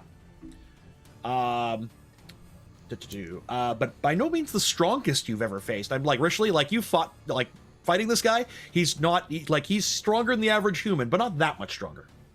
All right. After that, Oh, I'm sorry. believe- I'm not used to playing rangers. I can cast Hunter's Mark, and I Yes, should you have done can. that. Yeah. So I will do Advantage my to Hunter's follow it. Mark. Everyone take a drink. Ranger cast Hunter's Mark. And Hunter's Mark is an extra d6. Can I roll that 5 that I rolled accidentally? I'll reroll. I rolled a d6 for my damage, and then I rolled a 2. So an extra 2 damage for Hunter's Mark, please, and thank you. Oh, More right. importantly, So, you can track him now. I can track him now. Yeah. So that arrow is basically, so you fire that arrow, and it's gonna slam. Well, as I said, it's slide in its back. It's gonna be like da-da-da-da-da, like right into like the armored plates on its back. And you'll see like the boiling energy coming off this thing's back, kind of get more violent for a moment as the agony courses through him. And he's still over there. Who's next? Leave me alone. I'm I bottom just of the wanted to order, so assassinate top one of of the you and run order. away. I believe it's Rogan is next then. Yes. Yep. Okay. Rogan, it's up. You I can definitely get line of sight if you move now. Like you can. Yeah, I'll go 30 feet towards where the action's coming from, because I'm kind of confused as to where that is. So after that, what do I see and how far away is it? You're gonna see him running away. I would say he's probably about 70 feet from you now, just down the edge of the woods, because he just basically full moved. He's in this and- like bundle of trees, I think. Yeah, he's just in the. He's just in a So little there's bundle. like of trees. there's like a bundle of trees up here, right? and then there's like a house that was kind of blocking line of sight down here, and then there was like the house that we came from, like here or here, right? Yeah. Oh no, I so- should already be over. I should be around the first house, or the house that was blocking. Yeah, because you were like right here before, so it was like probably 10 feet until you made it to the edge of the house, right, or something like that. Yeah, so you guys were right there, right? And And then then, it he was, warped over here, and then I was ran around this way. there because I was 20 feet away. And wait, he's going to the And south. you guys were over here, and then said you went he was over. going to the west towards the graveyard at first. And I meant he so was generally heading that direction. He's heading the southwest. Okay, so I was about 20 so feet he was away from going the over graveyard. 1, 2, 3, 4, 5, 6. So I would have been ending my turn last round around there. And he's right up. He's just in here, like he's just into the woods here. Did Ennui get his turn last turn? Oh, I don't think. Did I miss you? Yeah, I think he was supposed to go before Marion. Yeah, it kind of My- glazed oh. over me. Oh, I'm so sorry. My apologies, Ennui. Do you want to That's have a go? okay. Yeah, go for it. No, you finish what you're doing, and then I'll Okay. collect. You'll be right in afterwards. My apologies. We'll just say I moved to the bottom because I'm still like shaking my head to get my senses back. No, it's okay. I need to figure out what I'm going to do because now that I know where we are on the map, things aren't making sense. So I need to think about this. So go ahead. Well, I plan on going and collecting my longbow and putting another arrow into it and see if I can get line of sight. Well, you can see all of your friends running off that direction. Let's see here. Because I can do a long range shot at disadvantage, but allows me to hit up to 600 feet away. Woof. Okay, well, I'm definitely not getting out of that range. Oh, you took that one. Yeah, I took that one. Hi, Zeno. How's it going? All right. Yeah. You know what? I think you can. I'll give you positioning to get that shot.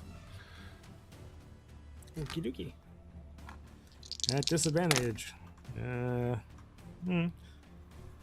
14. That will probably ricochet off of his armor. Okay. So the natural hide of him is going to Spend your inspiration. Oh, that's true. You Can can I? do. Don't forget Sure. that you had inspiration. Should I re-roll it? I'm just trying to get the hell away from you guys. You guys are terrified. Should I re-roll that then? Sure. Because Yeah, why I not? took it at disadvantage. I just rolled a natural 20. Yeah. Yeah, you did. Cool. Fine. Yeah, go for it. I have no problem with that. Get 'em, Yeah, get 'em, and get 'em. I get crits on 19s and 20s anyways. So. Oh god damn. Oh, Oh, nice. nice. Champion. Champion. So, We love a champion. 20, Where on the map was James?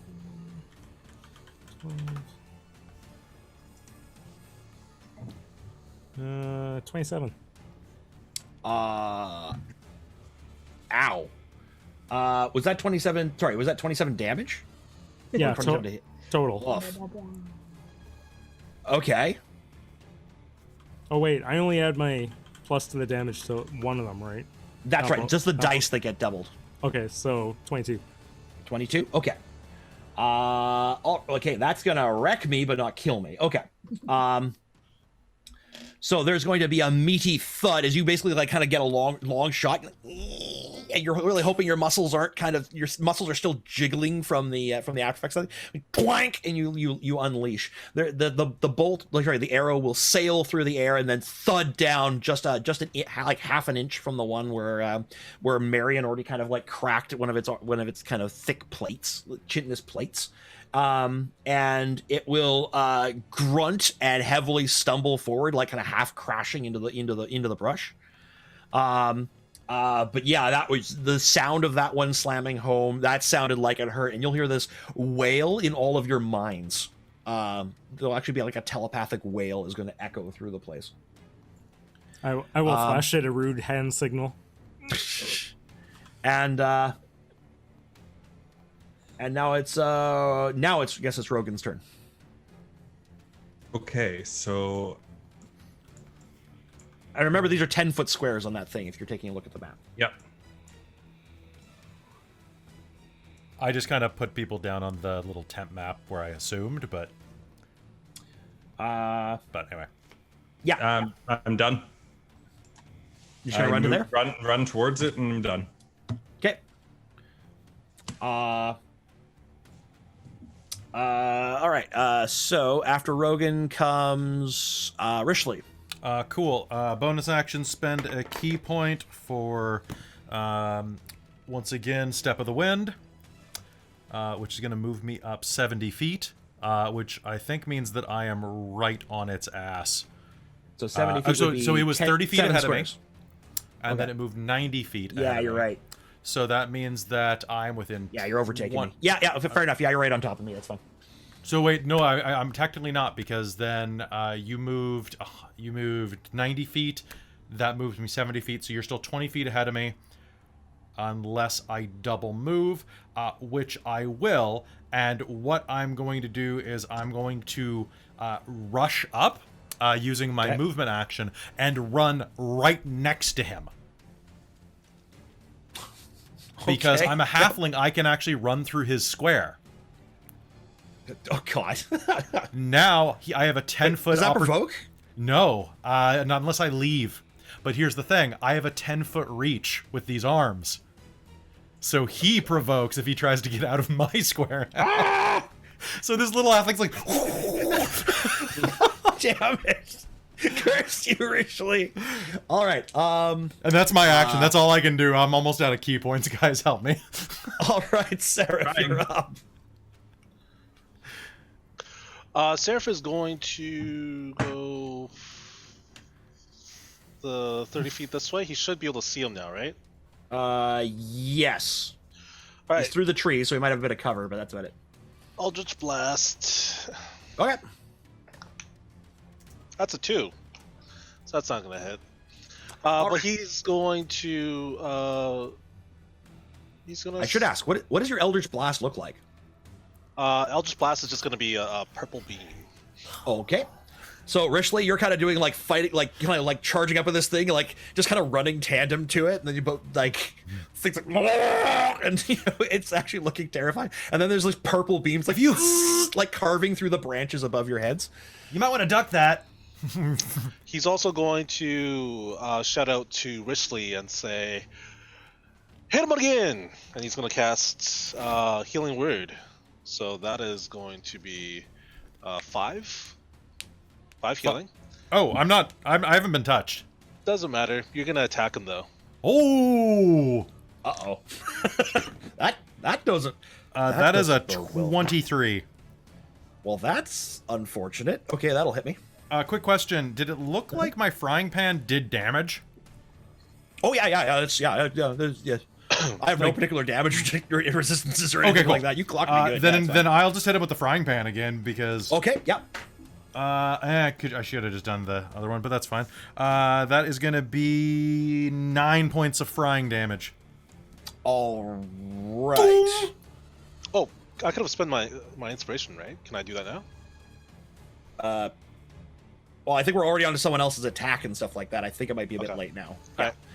So anyway, so bonk, you slam it again, and the thing's going to grunt. It's teetering on its feet now. It's just down to its like last legs. And I think it's my turn now. I'm going to live and die on this roll. You can hurt us, remember. You have 3 of those. You'd have hurt them more. Oh, you know what? I will roll a hurt and more to re-roll this one. This is a D6, by the way. Okay. Oh, you're doing your recharge. Okay. Rishley? Yeah. I'm going to come at you with both claws, because God damn it, I need to put you down. Like, bring it, you big lobstery bitch. 18. Miss. Ah, dang it. I'll spend a hurt the more. Please. Because I got to spend them. You can spend it for extra attacks too. Like I'm pretty liberal. Yeah, with that's what I'm I going to do. I'm going to spend it for an extra attack. Flurry of blows me, baby. 19. Miss. Ah, curses. I can't do it. There's just no hope for him. At which point, I am going to run, and I will evoke attack of opportunity. Okay, I'm going to spend my inspiration on this. That's You know, fair. with an attack of That's opportunity, fair. you can hold on. With an attack of opportunity, you can do an athletics check and make him fall prone. Yeah, you know what? I'm going to do this for you. I'm going to do this for you, Mike. I'm going to sweep the leg, Johnny.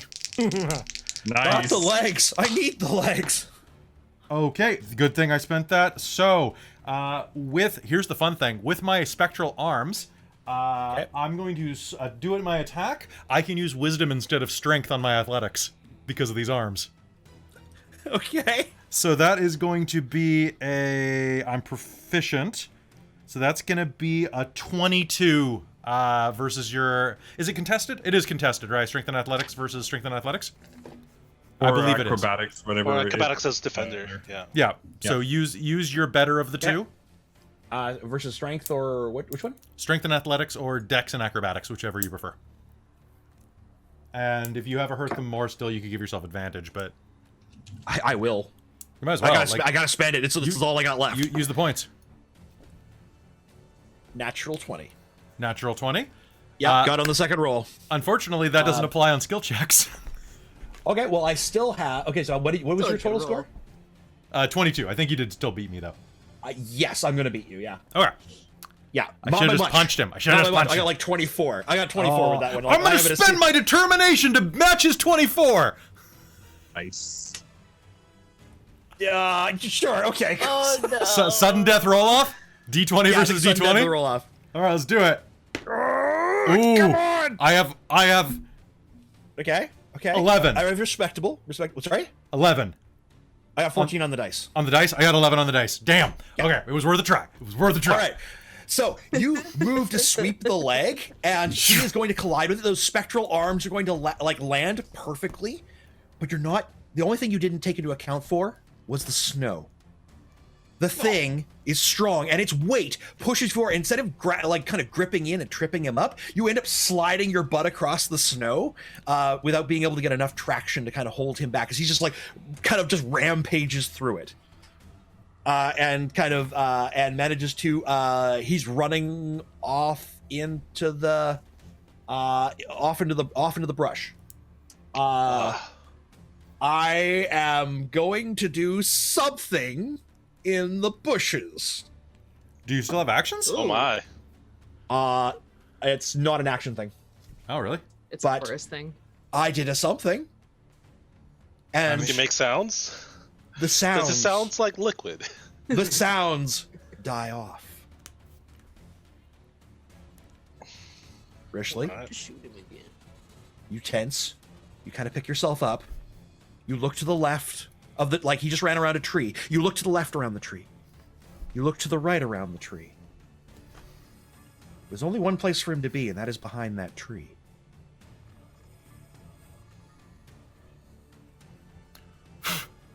Meanwhile, behind the tree, this thing's like literally it ran around the corner and it got like an 8 on its stealth check. And it's still trying to hide. I mean, we're still oh God, we're no. still in combat, right? Oh yeah, totally. Okay. All right, let me know when it's my turn, yeah. because I can just literally tree hug. On wing Yeah, you can next, just walk. right? You probably can't tree hug just because you're not big enough. Oh wait, with the arms, yeah. I you got a might be able to 20-foot hug. Oh God. Actually, 25-foot hug if you count the torso. All right, I believe it is now on Oh my God, Ree's. I can group sorry, hug, guys. on Ree's turn, and then go for it on me. I'm just gonna I'm gonna collect You've myself. lost sight of him. He's disappeared into the trees. Yeah, I'll just do a slow trot up behind everyone else. I figure they're probably like doing murder right now, so. All right, so you trudge somewhat closer, and then we're gonna go over to Marion. Can I move into the forest sort of deep enough so that I can kind of like see him through the trees? Give me a perception check, because it all depends a little bit on how the bushes lie as well. That's fair. 16. I think that's probably fair. So you run into the woods and kind of flank around, and you manage to find a gap between the trees. And sure enough, about 15, 20 feet from Rishley, you'll see this thing crumpled up against the side of the thing going. Okay. I'm going to take a shot. Come on. Oh, bollocks. 13. All right. You make contact. So Rishley, you're kind of like, is it to the left of it? Is it to the right of it? And this arrow's like, like right into like the side of it, and you'll actually see it like deflect off of the thing. The thing's actually gonna get knocked out of cover, go like kind of like look at you, and then try to duck behind cover again. Like, I wonder where he went. All right. Wait. Oh no, I already used my reaction. I was like, wait, he ducked behind cover again? You don't. You don't need reaction. It's well, I think it's your turn. No, sorry, no, it's No, it's not. Rogan's turn. It's Rogan's turn. Rogan. The order. I'll move towards Rishley. All right. I think he's within about 30 feet of me right now. I'd say so. Yep. And then I'm going to use my channel divinity and use what's it called here? Twilight Sanctum. Nice. And so if a That sounds creature, fancy. I shed dim light 30 feet radius centered on me, and if a creature ends its turn within that radius, so Rishley should be within that, and this includes myself, I can choose to give it temporary hit points or remove fear or charmed from it for up to a minute. So I'm gonna Rogan. That light's only going to travel 15 feet. Okay. Or inside my aura. The light only traveling 50 feet is fine. Does that affect the radius of the effect of what I can influence? I'm not sure. What do you think would be reasonable? It depends. Does it take the power from the radiance, or is it just kind of more kind of like is that kind of a byproduct of the power? I don't know. Well, I think you're within 15 feet of me byproduct. anyway, so it's probably fine. Perfect. All right, anyway, I'm gonna give myself 6 temporary hit points, and that's it for my turn because I'm not sure I can see where this thing is. So that's it. Okay. Wait, Rishley's grappling it? No. He's about 15 feet from the tree it's hiding behind. There's only one tree that it could possibly be behind, And it was hiding with an 8? Yeah, no, it's you guys can all perceive it. Yeah, it's there. It doesn't know it's failing Fuck until that it actually got spiritual knocked out of the weapon. room. Spiritual weapon instead. Spiritual weapon! Yeah, okay. Now, I really need to that'll know, do it. Chris, what's your spiritual weapon look like? Yeah. It's actually 2 fists, like doing like a hammer attack bound together Yes. by a The Kirk special. rope. Kirk The soundtrack just changes to dun dun dun dun dun dun dun dun dun. Except for I rolled that one. It's always to the cup Oh first, no! and then the Does it back. hit me? Wait, hold on a second. You seriously nat one with that thing? Not one on the attack roll. Man. I'll take it. Give it to me. All right. So anyway, so your fist thing goes and then slams down, but what it is, you end up like getting the angle wrong, and it slams into the trunk of the tree instead. And this is one of those big, grand, broad-leaf trees, and it's holding up an awful lot of snow. Rishley, you've got eyeballs on this thing. You know exactly where it is, and then the world's gonna go white as this cloud of snow envelops. Cold. My dangle. This may actually be my escape. So good. God damn it! I just need one roll, just one. So that's Rogan. It's now Rishley's turn. I'm gonna pull myself out of the snow. You are Where's blinded at the Sheriff? moment. Sorry. Am I? So can I spend? Can I spend anything to like wipe my eyes open or anything like that, or am I just? You will naturally do that in one round. You're only blinded for a round. Okay, so I know where it was, and it was. So I'm gonna take a 5-foot step forward, and I'm going to use flurry of blows and make 3 attacks with disadvantage. Sure, sounds good to me. You're just gonna just. Oh god damn it! That was a nat 20 and a 6, so that's a 13. Brutal. That's a 19 and an 8, so that's a 15. And I'm gonna spend Christine bought me a point of determination, so that's gonna be a 17. Yep. And the next one was and this is the best part about being a halfling, an 11 and a nat 1. Oh That no! one. Re-roll the nat one. That no. Oh god damn it! Did you nat one again? 2? Was it a 2? It was a 2. Wait, do you keep rolling nat ones on a halfling? No. It's just the No, it's just just once, the right? one. Yeah, Yeah. just once, I think. Okay. Yeah. You could do as many times as you want in the round, but if you roll a 1 and then it's another 1, you have to take the second You one. have to take the second one? Okay, then yeah, I did. So the second one probably will hit because it was a 17, but then I nat 1, so I might punch myself out. I don't know. All right. You got double nat ones? I rolled a nat 1, and then I have halfling, Right. so I re-rolled it and it re-rolled it. turned into a nat 1 on a disadvantage. Oh, that's 1 in 400, man. All right. Well, how Richley's much 1 in a damage? million. How much damage does that second one do? So this is going to be, since I'm using my arms to hit, it's going to be force damage. So Okay. what I'll say is my reincarnation dice is going to be the first one. Does the first one hit? First one was what again? A 17. Oh, the 17 hits, but it was the highest one you got, right? That was the high one. Yeah. Okay. The 17 will make it through. Okay, so that's going to be 9 on the one that hits them, and on the other Okay. one, that's going to be 7. And that's force Alright. damage. Okay, so you got me with 2 of them. Well, one of them was no. enough. No. I got 9 on the one that got through, Okay. and then on the botch you asked me to roll, Okay. and that was 7 on the botch. All right. So this is going to be successful. You are going to basically flail this thing to death. How does this happen? Especially given how you're like. I would you can like be to do creative with no- how I you would- screw up as well. I would like to do knockout instead of deadly. I'm not sure you could do that while blinded. I mean, Because you're supposed to be like, it's supposed to be like precision in order to kind of. no, not. It's just you choose whether or not you're striking to kill or striking to knock out. It's Can we say he hits the tree and the snow falling on both of them knocks the bug out? I'll knock myself out with that. I'm down with that. Yeah, what is It's up to you though, man. I'm down with anything. All right. As long as- roll. Double nat ones. Yes. I mean, Oh, I maybe was this thing just is gonna add like intelligent. rules as written wise. It's as long as you have a melee attack. Yeah, Okay. but it's Okay, your you know what, your like- no, call. no, no. So So you go so you just flail in there with these arms smacking everything.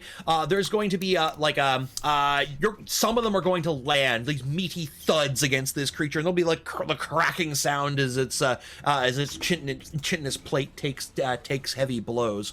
One of them is going to like find a fracture in the tree and actually tear a chunk out of the tree, and there will be a sickening cracking sound as the tree starts to lean towards you, Richly, as you're flailing around blinded can't see underneath it. this thing.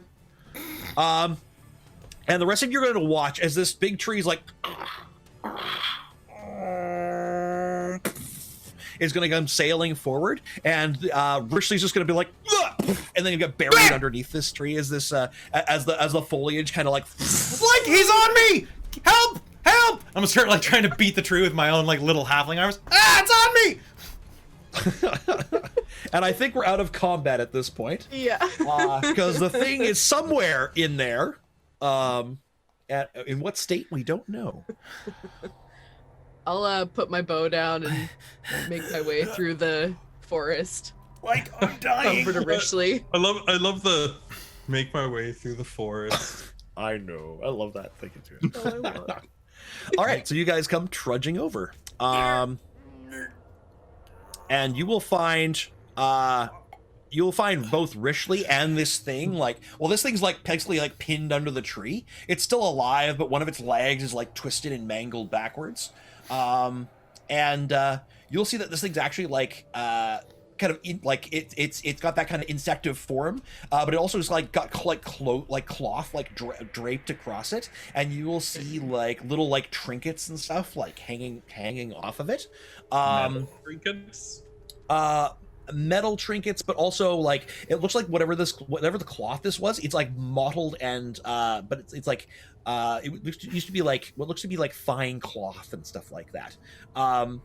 Looking it over, you're kind of wondering maybe traders' robes, like those that you saw then in Ulm, but when you were back at the City of Coin, like many of the merchantmen used to wear. I'll pull Rishley out from under the tree. He'll come out, a shower of snow settling down. I'll set him down, are, pat him. are you okay? How hurt do you look? How hurt do I look?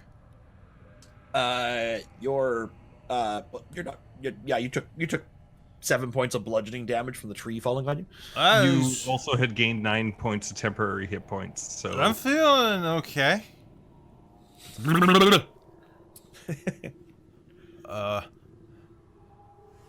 I need to. Percentage-wise, how are you? I look like I'm 102%. Okay. I'll sort of lean over the tree and look at the knocked out bug. Do I know what this, like, do I recognize what this is? Is there a roll to see what it is? What knowledges do you have? None really. I've got survival and animal handling. I don't think either of wisdom. those are going to apply. Yeah, I don't think you're going to be able to do it. Like, No. maybe it's a mask? I'll grab at its face. You grab onto its face. There's like there's that smoky emanation is still kind of coming off it, but it's slow now. Just kind of, it almost looks like it's steaming. But you kind of feel over it. Nope, that feels like one piece. That feels like a solid piece of chitinous insectile horror. I don't think so, Rishley. I'll sort of chat at it and see if it responds. It's unconscious right now. Oh, it's unconscious. Yeah. Do we think this thing has any kind of like teleporting abilities? Because if so, I don't want to wake him up.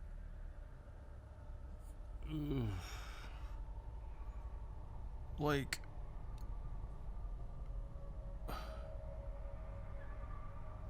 I mean, If he needs any somatic or verbal components, we can tie his thumbs together and gag him. If that is. So he's got 2 human hands, and then he's got 2 giant Chillisra things.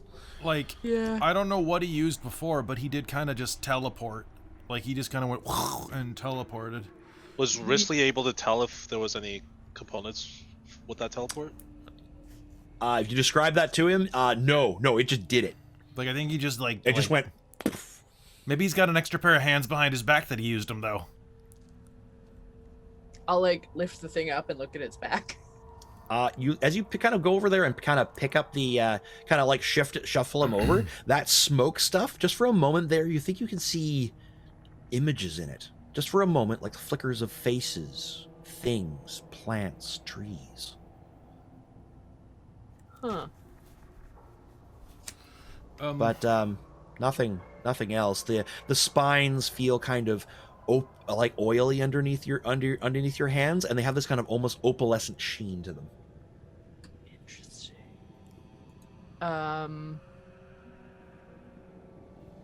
Should we try and wake him up anyway?